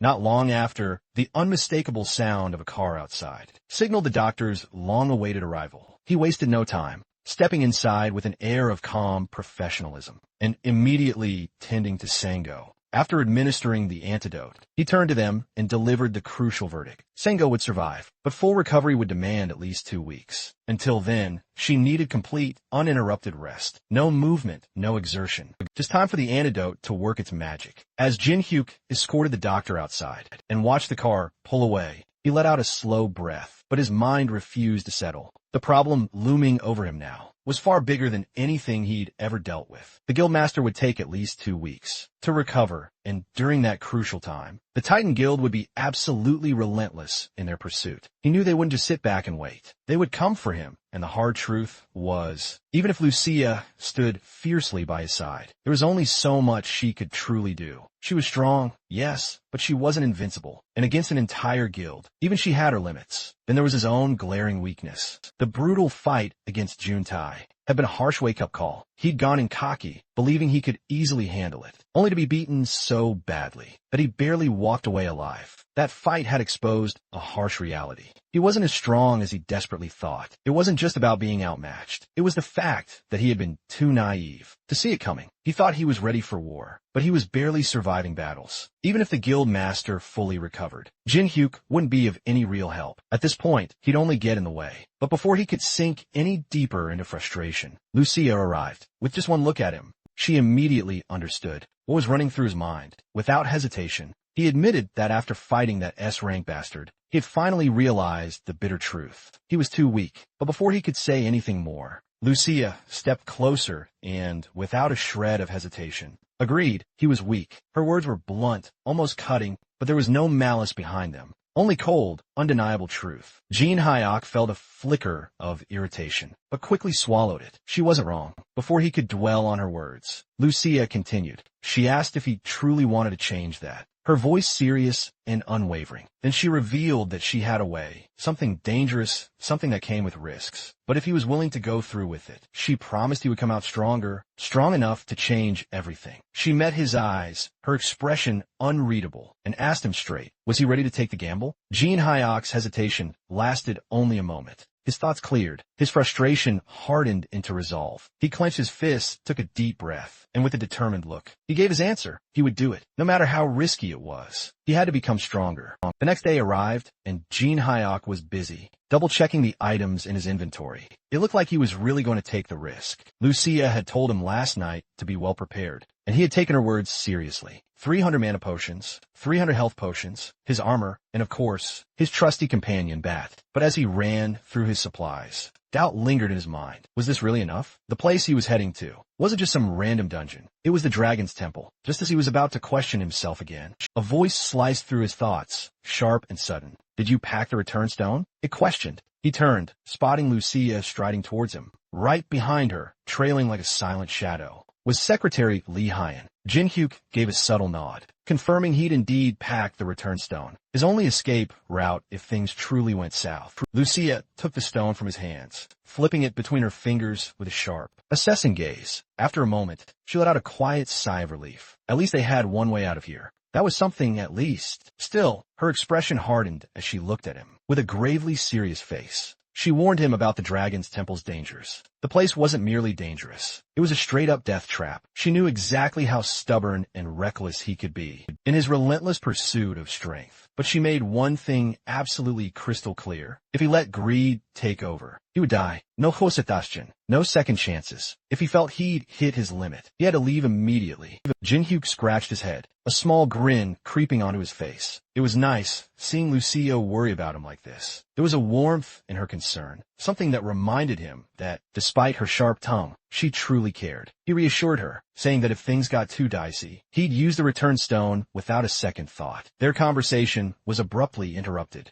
when Lee Hyen stepped forward, her voice tinged with guilt. She hesitated for a second before apologizing for all the trouble she'd caused him. But Jinhyuk just shrugged it off, telling her there was no need to feel sorry. He wasn't the only one struggling. Everyone had their own battles, their own reasons to grow stronger. He wasn't going to dwell on the past. Then, turning back to Lucia, his expression softened. He told her, with absolute certainty, that he would be counting on her. She was the only one he could truly depend on, the one person he trusted without a shadow of a doubt. No matter what, he was sure to return. Lucia simply nodded, her face a mask, but deep down, an unsettling weight settled heavy in her chest. It was a sensation completely new to her, something she couldn't quite put into words. The scene shifted as Jinhyuk arrived at the entrance of the Dragon Temple. Without a shred of hesitation, he produced the key and unsealed the massive gate. The immense gate groaned open, and a sudden burst of blinding light caught him completely off guard, making him instinctively shield his eyes.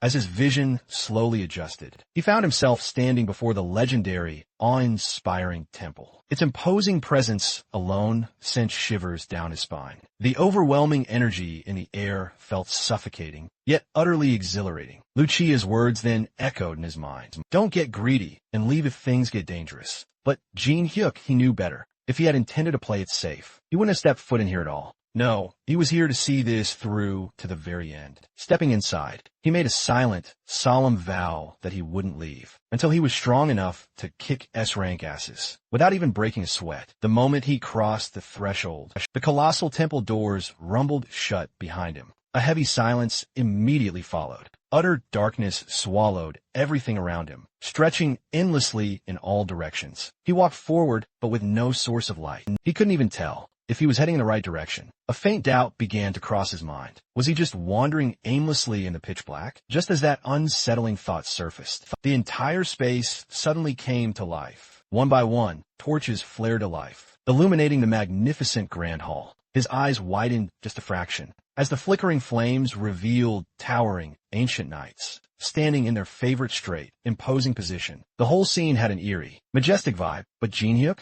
he simply strode in like he owned the whole damn place, striding confidently down the long, opulent carpet that stretched down the hall. The silence had been unbearable, so seeing some light was at least a relief. His gaze swept over the knights, standing rigidly around him. They looked unsettlingly lifelike, but for now, he figured they were just for decoration. He smirked at the thought and continued forward. Unfortunately, one knight took offense to being called a mere decoration, and instead of just grumbling about it, he decided to settle the matter the old-fashioned way, with a sneak attack, because let's be honest, even this tin can wasn't stupid enough to challenge Jinhyuk head-on with a metallic screech. The knight drew his sword and lunged, but Jinhyuk, ever the chocolate-loving menace, dodged effortlessly and created some distance. His brows furrowed slightly. Were these things monsters? His earlier words might have pissed him off, but honestly, he had expected something like this. Right on cue, the rest of the knights came to life, their armor clanking, as they rushed toward him in a full-force assault. But Jinhyuk, he was more than ready. A grin spread across his face as he dashed straight into the horde,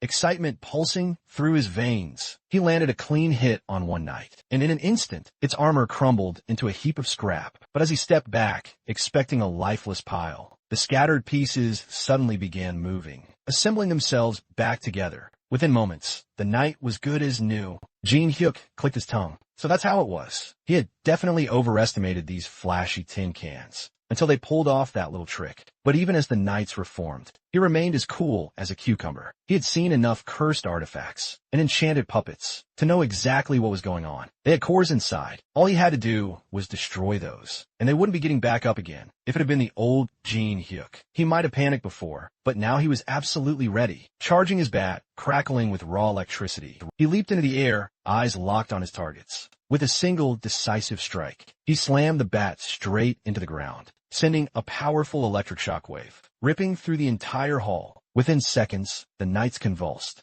as the electricity surged through their cores. Their armor vibrated violently, unable to withstand the crushing attack. One by one, they collapsed, their metallic bodies clattering onto the floor, now nothing more than useless scrap metal. Jin Hyu let out a satisfied sigh, cracking his neck as he surveyed the chaotic mess. First challenge, cleared. He glanced at the fallen knights, smirking as he casually asked them how it tasted. I mean the electric attack, that is. Not that they could answer him, of course. But hey, a little trash talk never hurt. The scene shifted to the Titan Guild, where Young Suk was practically seething with rage. His fists clenched tight as he paced the room, his frustration absolutely boiling over. That idiot Kong Jun had completely screwed up. Not only had he failed to capture a man who was already poisoned, but he had also managed to make things even more complicated. Young Suk's jaw tightened as he turned to one of his underlings, demanding an update on the executives who had supported CO Sang-ho. The underling, sensing the tension, quickly reported that they had been confined and completely cut off from the outside world, ensuring they couldn't communicate with anyone. At least something had been handled properly. The white-haired bastard gave a small nod of approval, telling him he'd done well, and to continue keeping a close eye on them. But before the conversation could continue,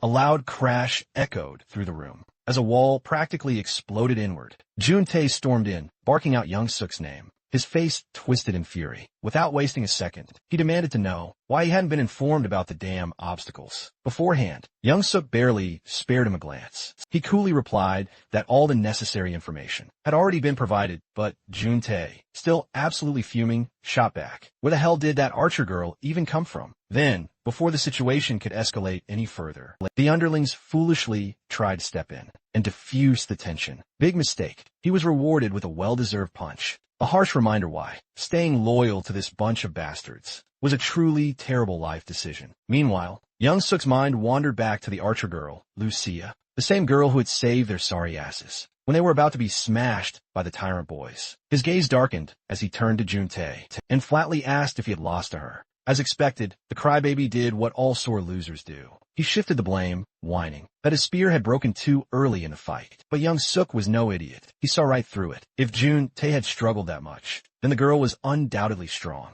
Taking a deep breath, he exhaled sharply, realizing they now had another problem to deal with. It wasn't just Kong Jin Hyuk anymore. The girl had to be dealt with too. Straightening up, he told Jun-tae that, in order to take control of the guild, their first priority had to be eliminating CO Sango. He was confident that Sango was already on the verge of death, but on the off chance he survived, things could get tricky. The man used to be powerful enough to put up a serious fight. And as for Jin Hyuk and the archer girl, Young Suk would make sure the guild's members tracked them down and finish them off. Jun-tae, gritting his teeth, tried to act tough, pretending like he was ready to handle it himself. It was almost laughable. Just hours ago, he had been practically pissing himself, and now he wanted to act all high and mighty. But Young Suk let him have his little moment. After all, once their mission was complete, the position of Titan Guild Master would be his. Back to our boy, standing before a massive door. He had already taken care of those damned armors, and now it was time to brave the second room. But the moment he stepped inside, something dropped. The room was almost empty. No traps, no monsters, just a bone-chilling silence.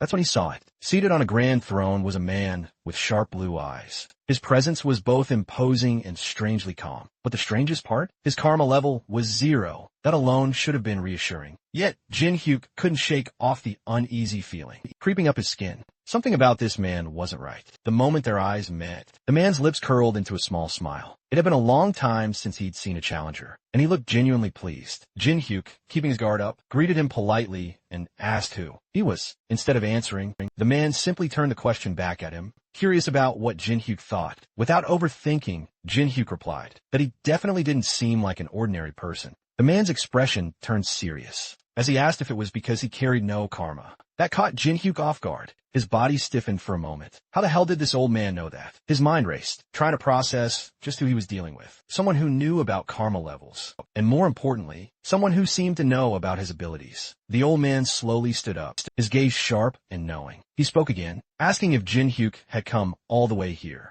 carrying something cursed and filled with resentment. Jin-hyuk froze. His mind scrambled for an explanation. Was this guy reading his thoughts or something? The eerie sense of unease only deepened. Deciding there was no point in hiding it, Jin-hyuk reached into his inventory and pulled out orange stone. Holding it up, he explained that he had come to purify it. The old man studied the stone, his fingers grazing the air above it. In a mere seconds, he grasped the truth. The core had been forged by devouring countless lives, absorbing their hatred and grudges over time. But for him, this wasn't much of a problem. Without a moment's hesitation, he raised his hand above the stone, and in an instant, waves of powerful blue magic surged through the room. The energy surged, crackling intensely in the air. As the stone's cursed red glow slowly faded, bit by bit replaced by calm, purified blue within seconds. The purification was complete. Jin-hyuk stood there, eyes wide with awe. The ominous aura that had clung to the stone, the suffocating pressure he'd felt, was completely gone. A deep sense of relief washed over him, and without hesitation, he bowed his head in gratitude, thanking the old man sincerely. But the old man wasn't done yet.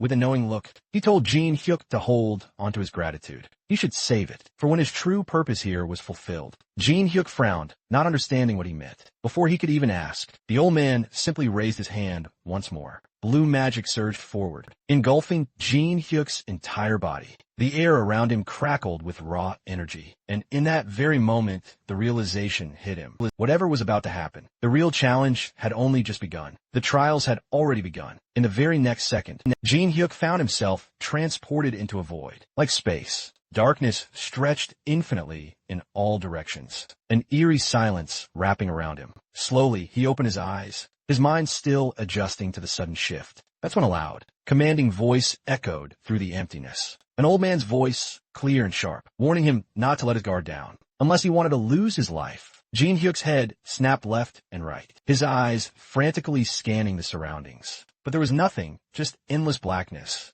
A deep frown settled on his face, as he wondered if this was the true trial of the Dragon's Temple. But before he could dwell on it further, the sound of footsteps caught his attention. Someone, or something, was approaching. His gaze locked onto the figure, emerging from the darkness, and he immediately recognized it. Well. Look who it was, the same armored knight he'd faced, back in the first room. Letting out an exaggerated sigh, he loudly questioned if he'd been transported to another space, just to kick some more metal asses. Honestly, looking at this bleak battleground, he couldn't blame himself for thinking that was the case. At first, he assumed he was only up against one knight again, but the moment he met those glowing red eyes, a sharp chill ran down his spine. There was something different about this one. Unlike the previous tin cans he had smashed through, this knight radiated an aura that practically screamed danger, and yet, our boy, as confident as ever, couldn't help but throw in some attitude. With a smirk, he casually remarked that this knight didn't look much different from the weaklings he'd fought before. Then, with a cocky tilt of his head, he asked if this guy was just a warm-up, and if the real challenge would be showing up later. But the knight didn't bother entertaining his arrogance.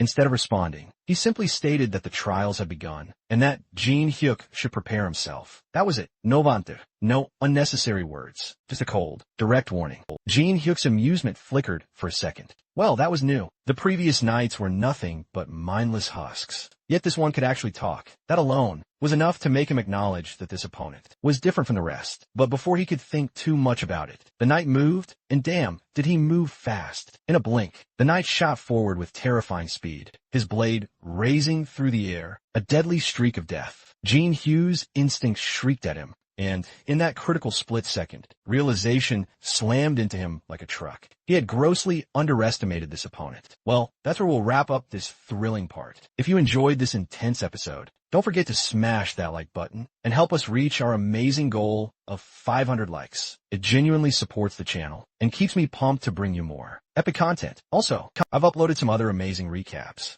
so make sure to go check them out. And of course, a massive thank you for sticking around till the end. See you in the next one.